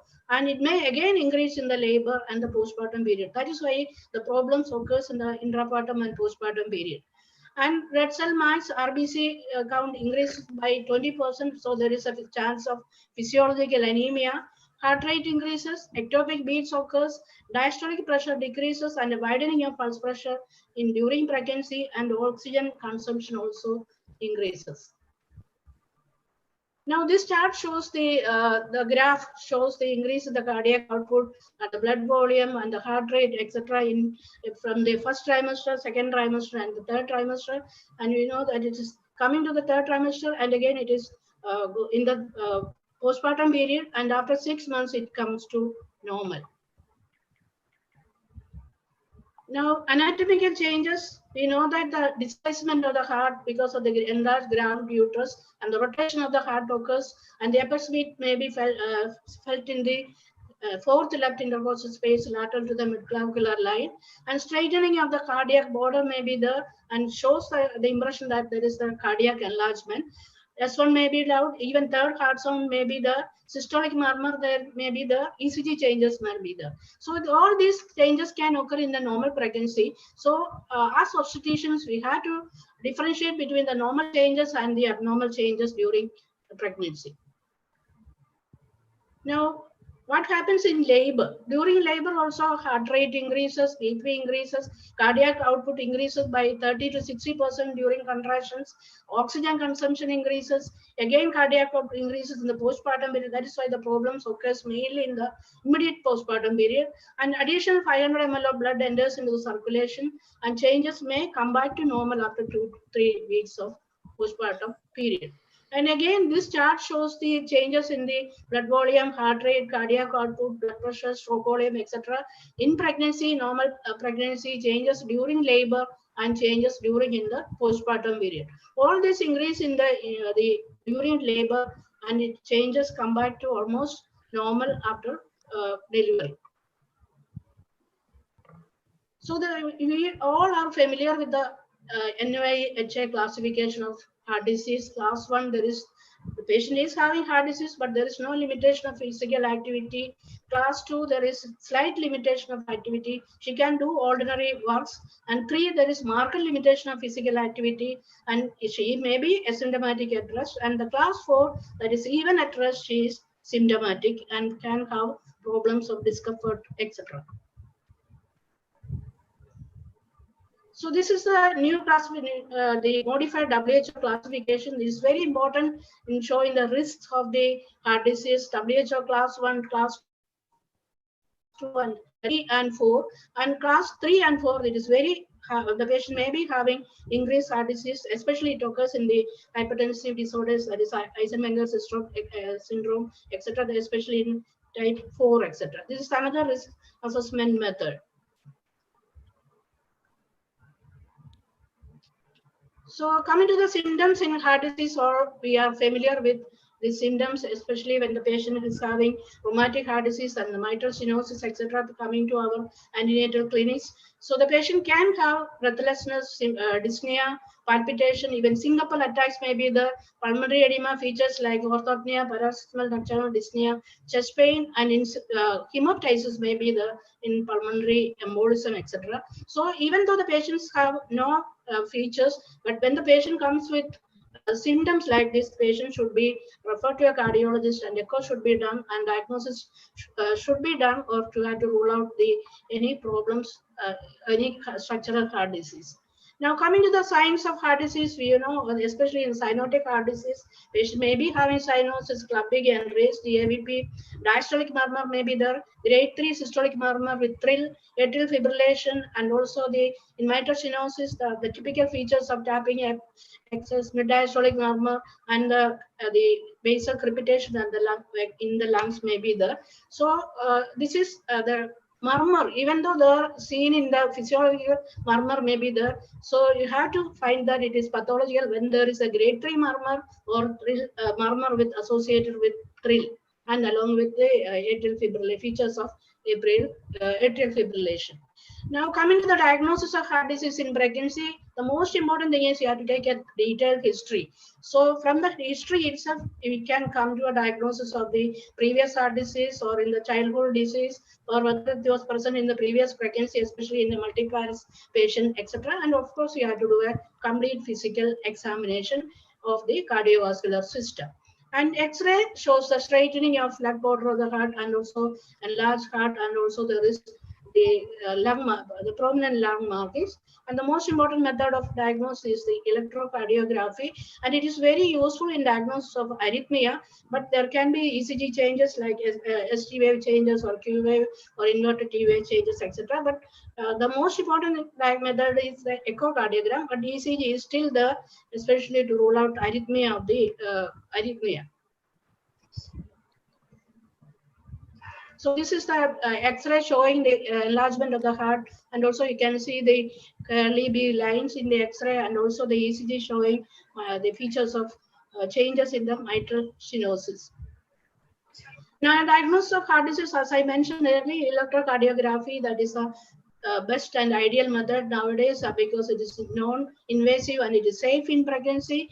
It can be done either transthoracic or transesophageal route, and also this structural anomaly also can be diagnosed, and valve area, especially in the stenotic valves, valve area can be diagnosed accurately, and depending upon the valve area, you can say whether it is mild, moderate, or severe. If the valve area is less than 1 centimeter square, that means it is severe, and the patient can have problems during labor or in the antenatal period. And diagnosis of heart disease, the exercise testing is also mentioned in textbooks, because especially in congenital heart disease and valvular disease, and that is one method started from earlier itself. And computer tomography, it is not usually done, but it is very diagnostic in case of pulmonary embolism. And MRI is again advised only if there is no proper diagnosis method by either methods. And cardiac catheterization, it is not usually done, but it may be necessary for the interventional procedures during pregnancy. Now, the most important aspect of the heart disease management of heart disease is, especially congenital or cyanotic heart disease, the pre-pregnancy counseling. And patients with following conditions need referral, and preferably they should be counseled before they become pregnant. Especially the conditions like artificial valves or symptomatic stenotic valvular disease or congenital heart disease, corrected or uncorrected, cyanotic heart disease and Eisenmenger syndrome, pulmonary hypertension, previous peripartum cardiomyopathy, and severe hypertension or symptomatic IHD. So the pre-pregnancy counseling is very, very important. Several aspects of the pregnancy should be discussed, and it should be done by the cardiologist. All women with non-cardiac disease should have become pregnant, and there should be having pre-pregnancy counseling. So we should discuss about the current fitness for the pregnancy, fertility and miscarriage rates, and the maternal risk and outcome, expected fetal complications, plans for delivery care and the pregnancy and delivery, long-term prognosis and risk of occurrence of congenital disease for the fetus, and surgical corrections of the disease before pregnancy. So all these aspects should be discussed in the pre-pregnancy counseling.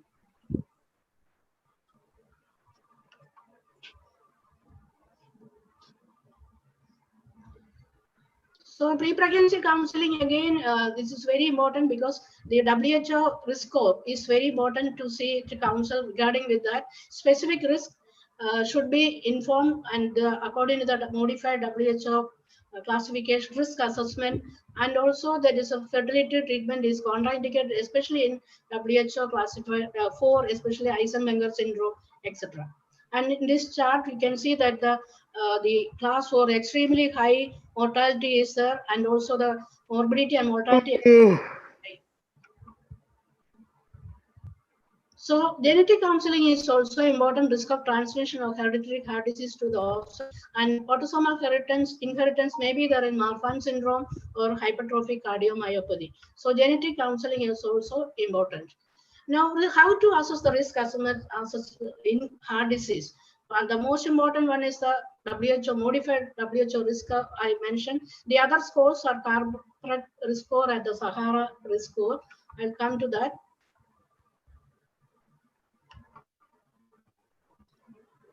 So this Carpret risk score, that is the depending upon the prior cardiac status, the NYHA classification, arrhythmia, valvular conditions, and also myocardial dysfunction, all is having 1 point each. And if more than 1 point, 75% chance of mortality is there. That is the Carpret risk score. And the next is the Sahara risk score. Again, the predictors are the previous arrhythmia, then the cardiac problems, systemic AV valve regurgitation, etc. Again, this important is that here we can assess the risk of the mother and also the risk of the fetus, where chance of congenital anomaly is there. So there is, if there is risk is there is 70% chance of fetal involvement is there in case of the risk score is more than 3.51.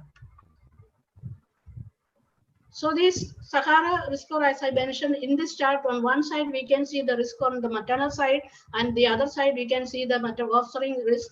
That is, if the point is more than 1.5, there is a very high risk of transferring the disease to the fetus. That is offspring. That is 60% chance of the disease for the fetus. Now, coming to the maternal complications, we have already, many of us have come in this condition during our practice, congestive cardiac failure. So the anemia, hypertension, hyperthyroidism, multiple pregnancy, etc., increase the risk of cardiac failure during pregnancy. So in this case, you have to control the anemia or control the hypertension, etc. The other complications are acute pulmonary edema, arrhythmia, bacterial endocarditis, and mortality during postpartum period mainly. So the fetal complications, again, the chance of abortions may be there, especially in cyanotic heart disease, congenital malformation due to the chronic hypoxia, and maybe due to the teratogenic drugs used for the management. IUGR may be there, and congenital heart disease in 5% of babies, and neonatal anemia and hypoxia may be there.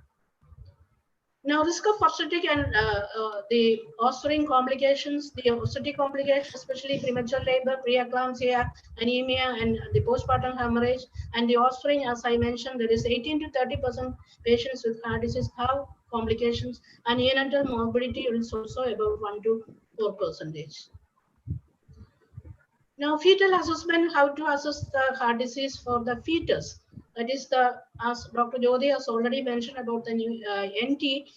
Here we have to do a nuchal translucency scan at 12 weeks of gestation to screen the chromosomal anomalies, and also you can identify some of the fetal congenital heart disease. And all women with congenital heart disease should have a fetal echocardiography at 19 to 22 weeks of pregnancy, and 45% of all congenital heart disease can be identified by doing the echocardiogram, fetal echocardiogram in the second trimester. Now, what about the intervention in the mother during pregnancy? And even if intervention is needed, it should be done in the second trimester, most probably at 4th month of pregnancy. And the cardiac surgery is recommended only when the medical therapies fail, or all the patient can recurrent pulmonary edema, etc. So the best period is to do the procedure is in the second trimester. So what cardiac procedures we are doing nowadays? We are doing balloon valvuloplasty. Ideal time in the second trimester I mentioned. So the indications are failure of medical management in intractable cardiac failure, or recurrent episodes of pulmonary edema and hemoptysis. So, and coming to the antenatal management, it's very, very important, because we have to pick up the disease in the previous, just before pregnancy by pre-pregnancy counseling, and if it is found to have heart disease, the proper antenatal management should be there. So, the most important thing is patient should be managed only in a tertiary care center. So, the cardiologist and obstetrician together takes the management, depends on the class of the disease, and also you have to advise regarding the diet, rest, iron, calcium, and vitamins. Sarah has already mentioned about the vitamin D, and the correction of anemia and the early detection of preeclampsia is very, very important, because it may increase the risk of complications. So it should be treated or corrected before delivery. So antenatal management, again, the most important thing is usually many of the patients come with dental, for the dental extraction, it should be done under cover of antibiotics. Any infection should be treated, especially the urinary infection, and vigilant watch for cardiac failure, ultrasound evaluation of the fetus. And when will you admit the patient? Class 1 and 2, and the patient should be seen every month if there is not much problem, and they should be admitted. The class 1 and 2 should be admitted at least by 36 weeks, and 3 and 4 should be admitted whenever it is diagnosed. That is, means from the early pregnancy itself, there should be in the hospital for management, because they can develop cardiac failure during the antepartum period. So coming to the fetal assessment, as already mentioned, the NT and also the anomaly scan and the fetal echo, and also in the third trimester, there should be physical profile and CTG, and also NST, etc. should be done. Now, coming to the timing of delivery, when will you allow the patient to deliver? And many of the patients may get into spontaneous labor. That's our experience. But if the patient is not getting into labor by 40 weeks, according to the latest guidance, induction should be done, because you can avoid the cesarean section. We know that the cesarean section is dangerous for vaginal, heart disease. So timing of induction will depend upon the cardiac status, the cervical finding, and the fetal condition, and also the fetal lung maturity.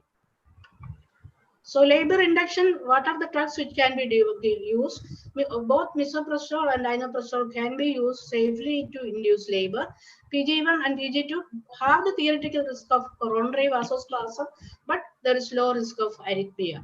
Dinoprostol has profound effect on blood pressure than PGE1, so it is contraindicated in cardiovascular disease. Mechanical methods also can be used, and ARM, infusion of oxytocin, can be done. But the thing is that early ARM should be avoided, and don't allow the patient to go for a prolonged induction delivery in time.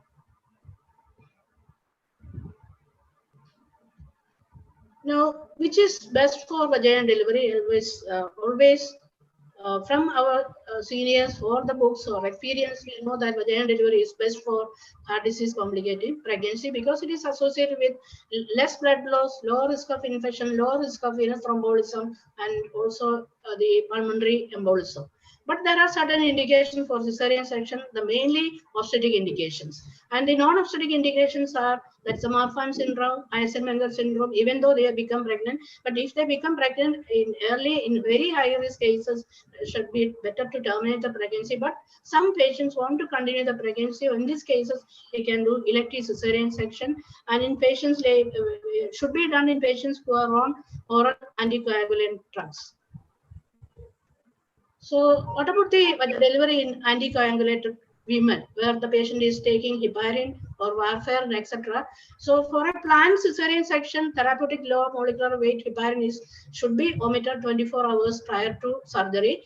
In very high risk women, therapeutic heparin can be restarted after 6 hours of delivery. And women with moderate or low risk, single prophylactic dose can be given. That is, if the patient is less than 50 kg, 20 milligram, and if it is patient is 50 to 90, 40 milligram per kg is given, and also 40 milligram is given. And with raised BMI, 0.5 milligram per kg can be given 6 hours after delivery, after cesarean section. That's about the anticoagulant. And also where the patients are on prosthetic valve. Here the problem of thromboembolism and infective endocarditis is there. Anticoagulation in pregnancy, the heparin is safe during pregnancy, that is either low molecular heparin or unfractionated heparin.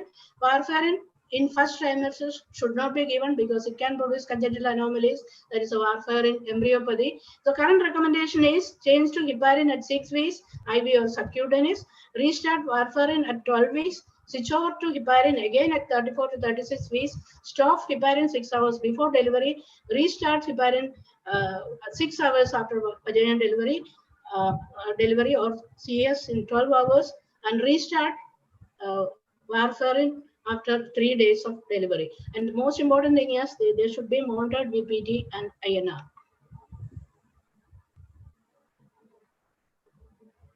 So infective endocarditis prophylaxis, again, it is a very controversial area, but nowadays so many changes have come. They just needed in prosthetic cardiac valve, previous history of infective endocarditis, and the unrepaired cyanotic heart disease, or also the residual defects, the corrected diseases with residual defects. And in most cases, corrected cases or in ordinary PDA or MVP, etc., prophylaxis is not needed. So antibiotic prophylaxis is recommended regime for cesarean section or other obstetric procedures, presence of suspected sepsis and structural condition. That is the 2018 ESC guidelines says that it is IV clomoxiclav 1.2 gram plus gentamicin 5 milligram per kg at induction of the anesthetic. And if BMI more than 30, and amoxicillin IV 1 gram also. So that is the one guideline. But the concept of antibiotic prophylaxis to prevent infective endocarditis prophylaxis had changed considerably from the 2006 American Heart Association. And again, the current guideline again says dose and administration regimens have become simpler nowadays. Amoxicillin 2 gram, 30 to 60 minutes orally before procedure. Clindamycin 600 milligram, 32 minutes orally before the procedure if penicillin is sensitive. Virtually all guidelines committees says that the antibiotics are not routinely recommended and only in cases who are undergoing the invasive dental procedures. In this case, only antibiotics are needed.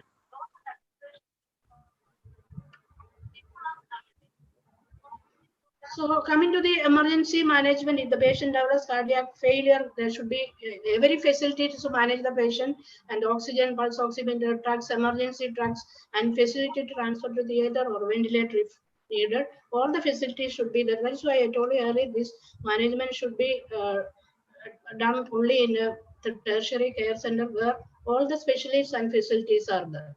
Now coming to the management of labor, first stage, the proper intrapartum caring is very, very important, and there is high chance of cardiac failure. So the anesthesia is morphine, is added nowadays, epidural is given because it can be continued for the second stage of labor, and fluid management, the most important thing, don't give more fluid, because the chance of pulmonary edema is the restrict fluid to 75 ml per hour. And position the left lateral or proper position, antibiotics as I mentioned earlier, and monitoring of the patient pulse, BP, heart rate, the pulse oximeter exam with the pulse oximeter and chest exam, and watch for the uterine contraction, progress of labor, pathogram should be the fetal monitoring, continuous CTG should be the, and the availability of the team for the management, that is senior obstetrician, pediatrician, and physiologist and the cardiologist.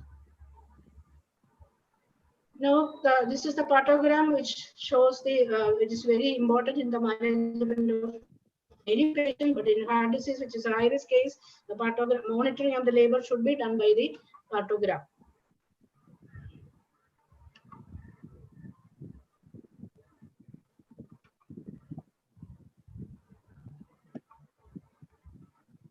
So second stage, when usually there may not be much problem during labor, especially in cyanotic heart disease, the baby may be small or IUGR may be there. Usually the labor progresses very well. And if when there is second stage, the 40 milligram lasis is given just before delivery IV, assisted the delivery be cut short by forceps or vacuum to reduce the maternal effort. Forceps is better, and continuous fetal monitoring should be there even in the second stage of labor till the patient delivers. Now coming to the third stage, most important, no methotrexate should be given. Active management of third stage should be given. Misoprostol 600 to 1000 milligram can be used for management of PPH, but avoid PGF2 alpha because there is chance for the spasm. So proper monitoring immediately after delivery to rule out cardiac failure. Puparium also, the patient should be monitored well for 24 hours, and the early ambulation should be there to avoid, and also to avoid thromboembolism. Now, postpartum period is associated with significant hemodynamic changes, as I mentioned earlier, fluid shifts, etc. So they should be properly managed because many of the cardiac failure and maternal death occurs during this period. So the patient can have precipitate cardiac failure, hemodynamic changes may be changing, and thromboprophylaxis should be given in the postpartum period. Now, coming to the contraception, and the ethinyl estradiol containing contraceptives have the greatest chance of risk of embolism, should not be used. Progesterone only contraceptives can be given, and oral desogestrel nowadays is used in many cases. It inhibits ovulation, and it is useful in cases where the patient was having PCOD. And barrier methods are not reliable because, but it may prevent PID. But it is ideal ideal methods are coming. So copper devices can be given in non-cyanotic and uncomplicated valvular disease. Low dose OC pills can be given in selected cases. And LNG IUD is another safer option of contraception in cases of heart disease complicating pregnancy. Now, coming to the emergency contraception in heart patients, copper intrauterine device is another effective method, but can be continued as ongoing contraception. Alternatively, 1.5 single dose of levonorgestrel can be given within 72 hours of unprotected sex, but there is no evidence of increased rates of thrombosis. Now, coming to the sterilization, it can be done by tubal ligation if the pregnancy is contraindicated or the family is complete, and usually vasectomy is an effective option, the main sterilization. Now, another important situation where I mentioned earlier, because some patients may die immediately after delivery with no previous maternal history of cardiac disease. So it is called peripartum cardiomyopathy. So seen in previously healthy woman, clinical features of cardiac failure may be there, occurs in the last 5 weeks of pregnancy and postpartum 5 weeks. And predisposing factors are mainly preeclampsia, multiple pregnancy, multiplicity, smoking, diabetes, preeclampsia, and also there is the advanced stage and teenage pregnancy. Patients frequently present with acute heart failure, but also with ventricular arrhythmias or even cardiac arrest. So types of cardiomyopathy, especially for the postgraduates, that is 4 types are described. Dilated cardiomyopathy, and in this case, usually the dilatation of left ventricle and dysfunction occurs, and the 50% of cases it may be idiopathic. And the another one is a hypertrophic cardiomyopathy. It is usually autosomal dominant, and this cases usually the pregnancy is well tolerated. The others are restrictive cardiomyopathy and arrhythmiogenic right ventricular dysarrhythmia. So diagnosis and management, it is on few more sides. And echocardiography is for the diagnosis of that is a cardiomyopathy. And echo evidence shows the left ventricular failure. Management includes the treatment of cardiac failure, including ACE inhibitors following delivery. Prophylactic anticoagulation should be given, and maternal mortality may be as high as 50% in severe cases and with acute presentation. Now, coming to the prognosis, it depends upon the type of heart disease, NYHA classification, the modified WHO risk for arrhythmias, associated complications, etc.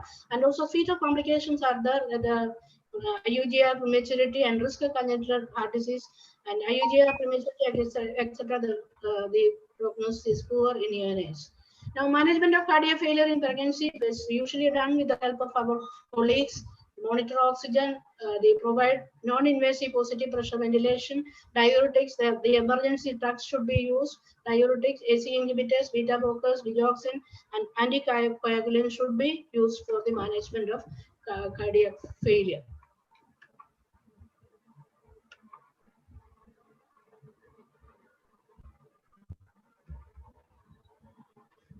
Two more slides. Zooming complete. So,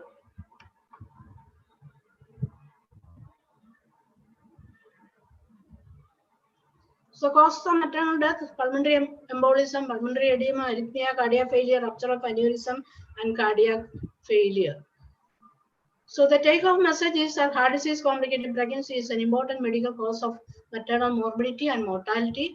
Congenital heart disease is more often encountered than occurred because, and usually it is corrected, but the risks are low when it is corrected. Pre-pregnancy counseling and genetic counseling should be advised for congenital heart disease. They should be managed by a multidisciplinary team in a specialized centers.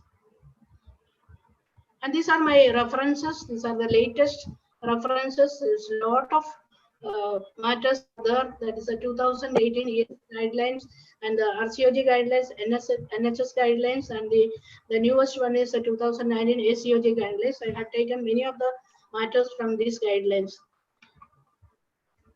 And thank you very much. Madam, thank you very much for that exhaustive talk. It was a wonderful one, ma'am. Very much. A lot of questions are there. And I have that, we have had a lot of talk about this hyper webinarosis and a lot of, talks and all, made fun of. Now, how is this for a webinar now? Now, this has been just by a doctor who has just logged in. He happens to be a doctor from Calicut. His 3-month-old child. Joint secretary. Yeah, he's the joint secretary of Calicut. Joint secretary. Rajesh. And I'm very happy to, for all the fun that is made of not. At this given point of time, we have 887 people who have joined in for this webinar. And it's a wonderful one. Had it been, a 2A1, then I could have had an exam here because we have Prema Dikuna madam also from Bangalore. We have Jairam Nambiar from Manipal. We have Vinendran sir. So a lot of your co-examiners are also there. And also your teachers, Shekaran sir, everybody over here. And I think it's been wonderful to have all three of you as very good speakers. And before I give the next job for the moderators, again, I would like to thank all the three moderators who have pitched in, had put in their hard work, have put in a lot of time for this. Dr. Veeredrakumar sir is a very good friend of mine and is a professor at VIMS Ballari. Thank you very much, sir, for moderating this session. Thank you, sir. Thank you, Subash. Reji Mohan, and again, a good friend from Trivandrum Medical College. Sir has been a good teacher and a mentor to me always. And thank you very much, sir. And also to Dr. Samir Pradhan. Thank you. Pradhan, the afternoon doesn't become, that really cheerful as sir is there. Sir makes any sort of, atmosphere is charged up when sir is around. Okay. And on behalf of Calicut Society, I would like to, and on my present behalf, Dr. Jyoti Chandran and my treasurer, Dr. Shekaran, and all the office bearers of Calicut Society, we would like to thank Torrent for giving us an opportunity for this wonderful talk. And also would like to thank all the delegates who have joined in all over India As I speak, we have 883 right now over here, plus the 9 speakers. How much? 883. Very nice. Thank you. Number. Speakers. So All thank you talks were fantastic. We are not closing it. We are not closing it. We are not closing it. We are taking all the questions till our moderators or the Torrent team. The speakers are exhausted. So right now, so we will give over to Dr. Reji, Dr. Veeredrakumar sir, and Samir sir for the question answer session, sir. Chellamma madam, it was a wonderful presentation. It was very exhaustive, but I made it very small because it is very long. Yeah, I know. Great, madam. Like people like us who have in private practice for last 20 years, it was like going back to medical college and getting the whole thing revised. Yeah. It was really very nice. The good thing was madam mentioned about predators of cardiac events like Carpreg score. Because in medical colleges, we talk only about NYHA score. NYHA classification. Actually, if you see, NYHA score is useless because it does not say anything. Useless. So that's why. But it is also included in the score also. That's why a prediction of a cardiac event if any patient of cardiac disease comes to us is very important. Madam, one question, like a person like us in private practice, we have a delivery and the patient then complains of breathlessness. So the idiopathic cardiomyopathy is one of the most dangerous diagnoses according to your whole thing. So how does a general practitioner go about it? Like what should be our protocol of managing? It has no heart disease beforehand, but she just has an idiopathic cardiomyopathy post-delivery, postpartum. So if there is no previous heart disease or the patient is not having any symptoms and the patient comes with cardiac failure, you have to think of the possibility of cardiomyopathy. Right. So echo should be done immediately. So by echo, echo shows the only diagnostic method of but the management before the echo is done, like what we should we give Lasix 100 milligrams? Cardiac failure along with start managing the cardiac failure along with the cardiologist. By the time the echo comes, then you go change the management with anticoagulation, antibiotics, etc. The treatment is only features management of cardiac failure. Yes. Hello. Yes. Chellamma madam. Chellamma madam. Actually, sir has asked how to manage cardiac failure in pregnancy. That I think you have well explained in your slide.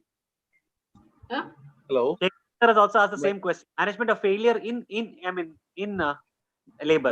There was one slide. That was a slide. Yeah. Any change in the IE prophylaxis according to the ESC 2018 guidelines of cardiology? Is there any change in the infective endocarditis prophylaxis management? I think madam showed, no? There is no place for infective endocarditis prophylaxis in simple cases. Only if there is high-risk cases where the patient goes for dental extraction, etc. Otherwise, there is no place. There's the 2006 guidelines, American Heart Association says that a lot of complications, ampicillin, gentamicin, etc. Nowadays, it is simple dosage. That is the latest advance in the management of infective endocarditis prophylaxis. That is a clindamycin, especially if the patient is sensitive to ampicillin or amoxicillin or clindamycin. So they say it is only single doses. Even for cesarean section, they are not advising prophylactic antibiotics. So can we take home a message that we can just give clindamycin for all heart disease patients instead of keeping ampicillin? Even though textbooks or guidelines say that, I don't know how it's very easy to give, no? 600 milligrams. How the practitioner, I know many of the practitioners are still using ampicillin and gentamicin combination still nowadays. Using clindamycin will increase the resistance, so better to go for the standard moxiclav combination or ampicillin gentamicin combination, because clindamycin is a second or third line drug. So always go as a second or third line. Don't never use clindamycin and vancomycin as first line drugs. That is a single dosage in simple cases. Okay. In American Heart Association, for any simple valvular lesions, it did not advocate infective endocarditis prophylaxis. That's why I mentioned that. So, however, British Society of Antimicrobial Prophylaxis, they advocate aortic bicuspid valve. If it is there, you give infective endocarditis or any aortic abnormalities. If the patient has aortic regurgitation, so that is the one change, which is they don't agree with the American Heart Association. So in India, what happens, irrespective of the American Heart Association, they don't want to take a chance. Even for simple valvular reasons, they give infective endocarditis prophylaxis. That's why many of the practitioners are giving antibiotics, even though the guidelines are there. So Yes. still people are, I know some people are giving even antibiotics with ampicillin and gentamicin, the good earlier method. Yeah. But the practical purpose, I don't know. That is why I expected a lot of discussion here, especially regarding the antibiotic prophylaxis, because there is no consensus of opinion still now. Madam, one more entity is there. Nowadays, we are coming across hypertensive heart disease, especially in severe preeclampsia patients. Even in primary, I have a patient, I have a postgraduate who is doing thesis on 2D echocardiography in severe preeclampsia. And you will be surprised to know that many of primary gravida have hypertrophied left ventricular mass. So Canadian Association, they say that preeclampsia is actually heart disease. It's a case of latent heart. That is a combination, actually, they say. Yeah. So hypertensive cardiac disease. This entity should be kept in mind. Hypertensive heart disease, which is sometimes wrongly labeled as a case of cardiomyopathy. Whereas we don't expect left ventricular function to return in cardiomyopathy, whereas in hypertensive heart disease, most of the times the left ventricular function returns back. So that is the difference between routine cardiomyopathy. That is a new entity. That is a hypertensive cardiac disease. HHD, hypertensive heart disease. Yes. Okay. Another question is, if we use moxiclav, that is augmentin, because we never used to give this thing augmentin to the antenatal mothers. So in this ESC 2018 guidelines, I think you have told about moxiclav combination. So is there augmentin any harm can cause a necrotizing enterocolitis in the fetus, so it is not to be given. The preterm only. It is only for the preterm. Preterm. Yeah. Before the next question, I have a couple of announcements again. Thing is that we have the link of the whole webinar. Actually, I have a lot of questions here asking for the link of the webinar.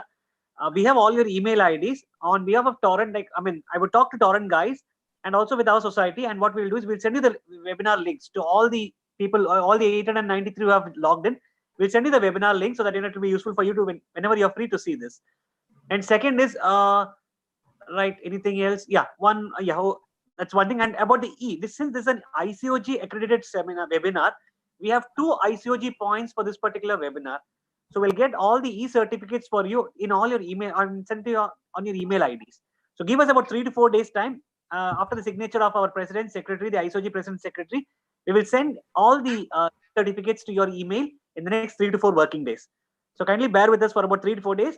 And to other some questions saying that, whether we would like to know any webinar which is conducted by Calicut Society, we will see to that we'll send you all the links at an earlier date, so that you can join us.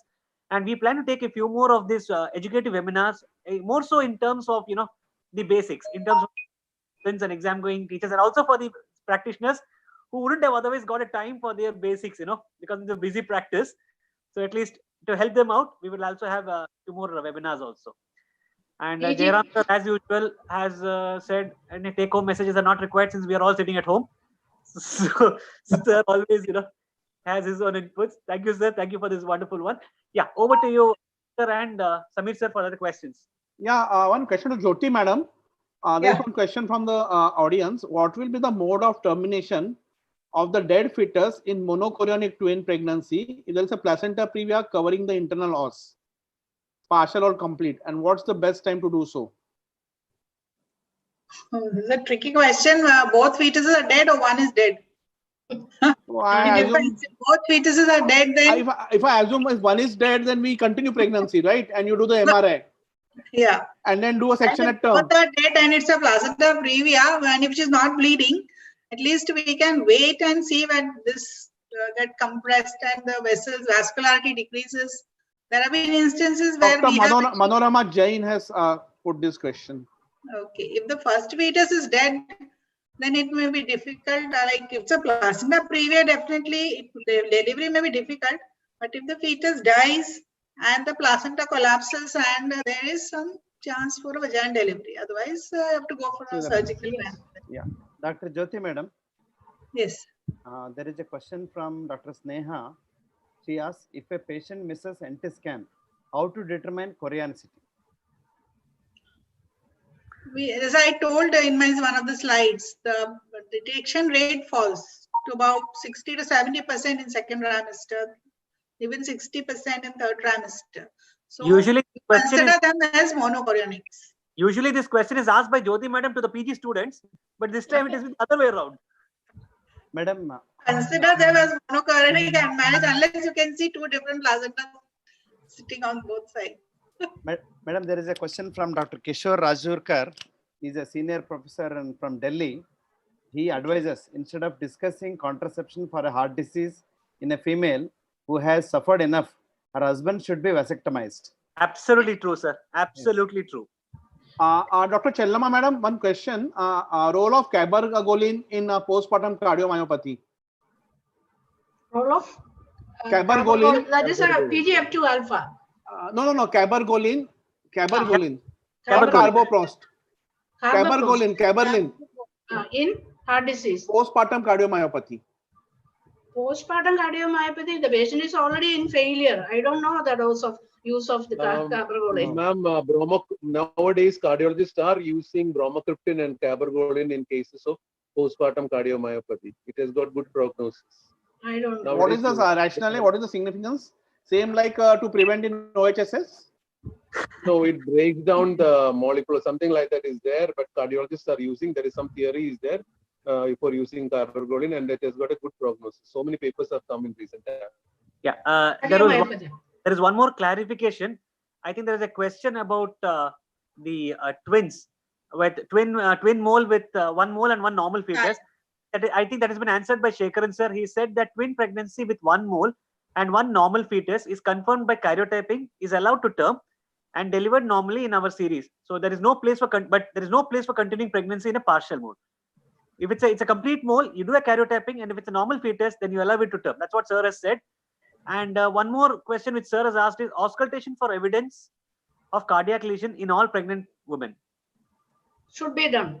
Yes. Okay, ma'am. Routine cardiovascular systemic examination of the patient already mentioned. The auscultation of the heart is a must in the antenatal period. A lot of doctors who have said that vasectomy should be encouraged too. Vasectomy should be encouraged for all men.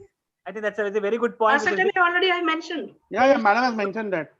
True. But one comment by Dr. Nambiar, they has mentioned that co-amoxiclav is not advised in pregnancy. Dr. Jayaraman Nambiar, co-amoxiclav is not advised in pregnancy. So what is the opinion of the house in that regards? Co-amoxiclav, augmentin. Yeah, augmentin. It is advised. So what is the take home? If it is not preterm, we can give as a prophylaxis. Yes, augmentin usually give. So what is the preterm? Up to before 35, after 35 weeks it can be given, or up to 37 weeks it can be given. It's the augmentin. Yeah. Augmentin can be given in the antenatal period, but it's only in preterm babies it produces. Already there is chance of necrotizing enterocolitis, but in preterm, if you are giving, there is an increased chance. Ma'am, there is one more question from our senior professor Sridevi madam. Dissection of aorta diagnosed in pregnancy, ma'am. Echo and MRI. Okay, ma'am. Okay. And I more time. Viru sir, any questions? Sridevi madam is the better person to answer that question because cardiologist in the house. Madam, there is Chellamma madam. Oh. Dr. Abhinaya Devi. Her question is primary pulmonary hypertension when to be terminated. So pulmonary primary hypertension is actually a contraindication for pregnancy. Yes. And if the pregnancy occurs, ideally it should be terminated. MTP medical termination should be done because it is very, very high risk pregnancy. But somehow it may follow up to 34 weeks, which should be terminated when after giving.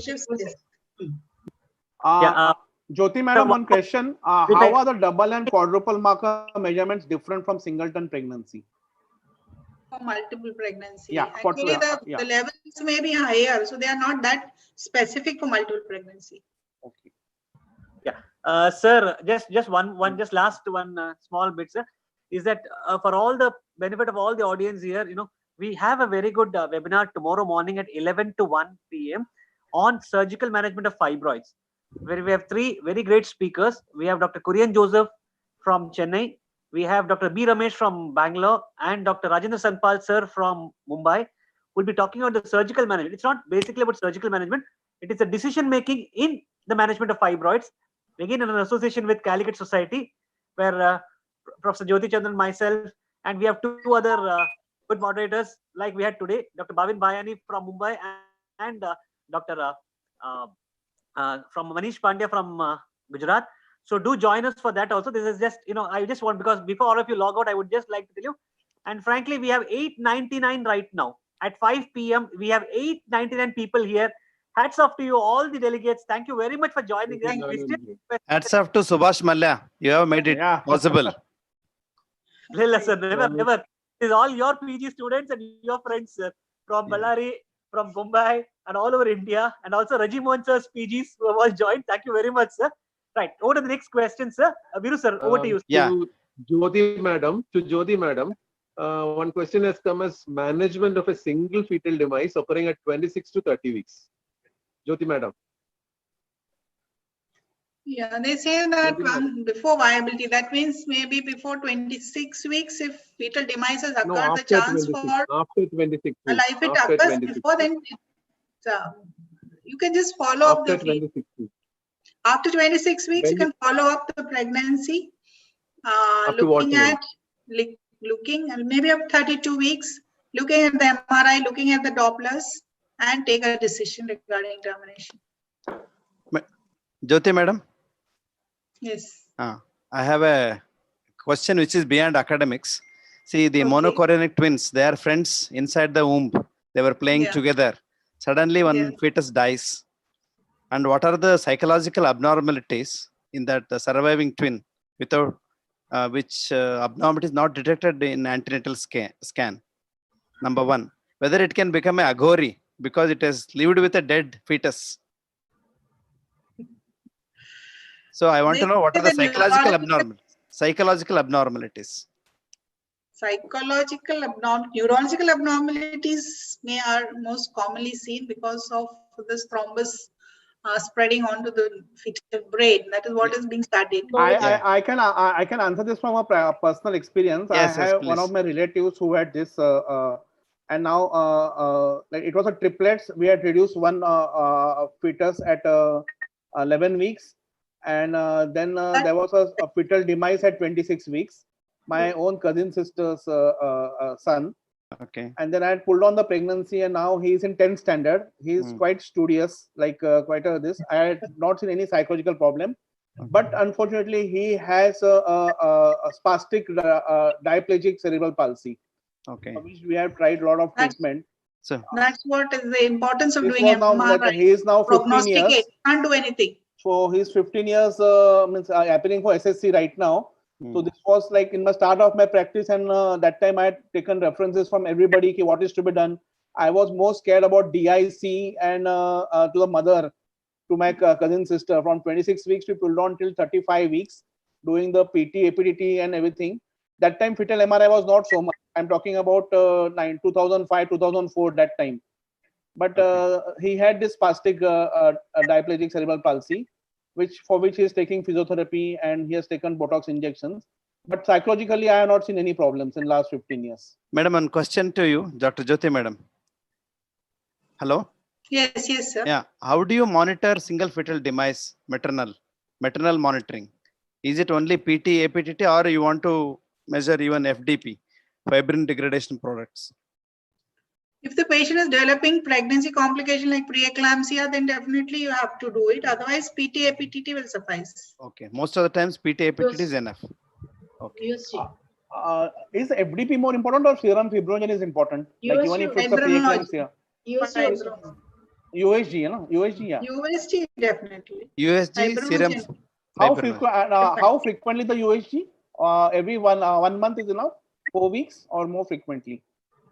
2 weeks. 2 to 3 weeks. What you want to exactly see in the USG, whether it is causing any IUGR in the second fetal? Yeah, IUGR, and also there may be thrombosis in the brain and also in the organs. How will so there may be IUGR may be there. Liker also may be reduced. How thrombosis in the brain will be picked up by sonography?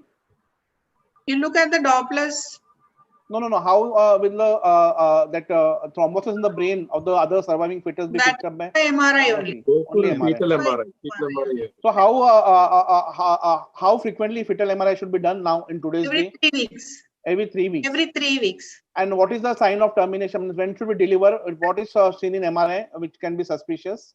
No, that Dilatation of the is not an ventricles? indication for delivery. That is only prognostication of that particular fetus. Okay. That it may have neurological sequelae. That the termination doesn't depend upon the development of the neurological abnormalities. Okay. Chellamma madam, a question for you. Antihypertensive of choice. Antihypertensive of choice. First line antihypertensive of choice in a heart disease complicating pregnancy. Nicardia can be given and laboratory also can be given. Okay, is But there any contraindication beta blockers are usually given in heart disease, but it is contraindicated in pregnancy because it can produce IUGR and also there is chance of reduction in the IUGR.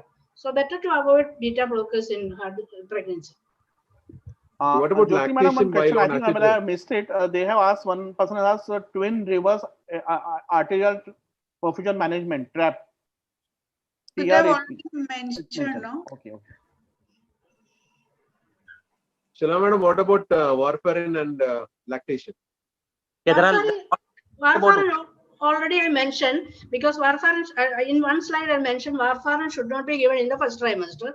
After 12 weeks it should be up to 12 weeks heparin should be given. After 12 weeks warfarin can be started, and at 36 weeks again restart going to heparin, and after delivery heparin can be given. In the postpartum period you have to start warfarin in the postpartum period. There is no contraindication for warfarin in the postpartum period. Ma'am, there's a question from Dr. Manisha Ladad. Okay, how will you monitor the patient if she started on LMH or conventional heparin? Sorry?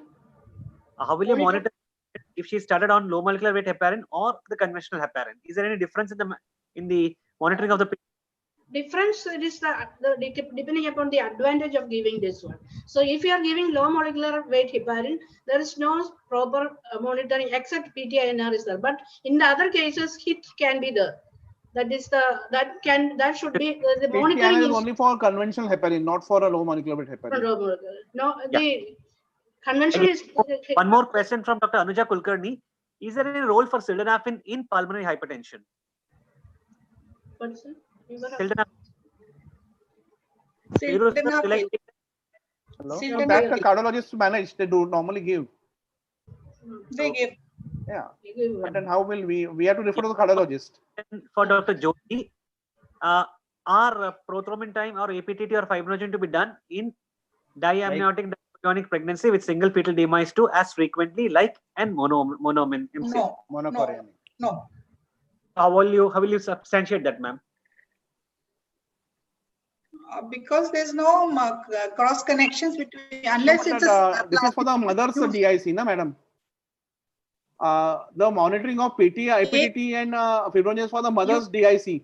You can do it initially, but it's not necessary to continue monitoring that frequently. Okay. And unless if it is a fused placenta where you mistake it for a monochorionic, then the implications are there. Okay.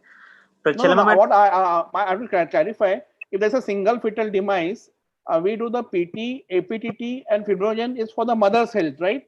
Yes. Yeah. And we do the fetal MRI for the fetal brain, yeah. And you carry the pregnancy till you want the fetus to be out. So even if it is a monochorionic or dichorionic, I think the PT, APTT and this every 3 weeks should be anyway done. Yes. Because it's for the mother's health. Yes. Okay. Veeru sir? Yeah, actually, the occurrence of DAC is very rare because given in Williams also that when the circulation is not there, how the tissue factor will be circulated into the maternal circulation. Yeah. So that is the argument in one of the papers in Williams obstetrics. Because there is no circulation. DIC is not very common in early pregnancy. Early pregnancy is single demise. It occurs in late only. Then only that's DIC occurs. Okay. I think the questions are more or less over, right? We have covered almost all everything. I think I'm. I think I'm getting. Jyoti madam, sorry I missed you because I was busy with an emergency, like one patient. So I missed the initial part of your presentation. I'm so sorry for that. Yeah, all the three talks were excellent. Yeah, very Thank you. exhaustive It's coverage. not that we still have a lot of questions coming, but then due to I think it's already 5:30 almost. We actually extended by half an hour, and again on behalf of the as a proud secretary of Calicut Society and as a proud president of Calicut Society, Jyoti madam and myself, and also senior members like Chellamma madam, past president, Dr. Shekaran sir, Vinay Chandran sir, and a lot of other seniors, Sridev madam. We would like to thank each and every delegate who's logged in for this wonderful talk. We'll again have one more webinar very soon, but again, just reminding you for tomorrow morning, 11 o'clock, surgical management of fibroids, and also the decision making in the management of fibroids by three stalwarts, just like today what we had, Dr. Kurian Joseph, Dr. Reji Ramesh, and Dr. Rajendra Shankpal. Please do join us at 11 o'clock. Okay, I will send you the links soon. Again, on behalf of Calicut Society and on my personal behalf, and my boss, Professor Shekaran, we would all like to thank you for this wonderful session. Thank you very much. Thank you. Thank you. Thank you, So, Subash. thank you, Thank you, Samir, Jyoti madam. Thank you, Dr. Veeredrakumar. Thank you, Dr. Reji and Dr. Samir. Thank you, Chellamma madam. Thank you, Thank you, Veeredrakumar madam. sir. Thank you, madam. Thank you, Jyoti madam. He's Thank you, on, everybody. he's on call today. His unit is on call today. He's got a lot of phone calls, but still he spared his time for us. Thank you very much, Veeru sir, for thank staying you. back with us. Again, Dr. Reji is on duty today, I believe. Thank you very much, sir, for joining us. Thank you. Thank you a lot. So Thank during you, the period of COVID-19, we were all active. Thank you for Wow. Yes. Thank you, Torrent Pharma. Thank you, Mr. Alok. Thank you, Maruti. Thank and you, Torrent.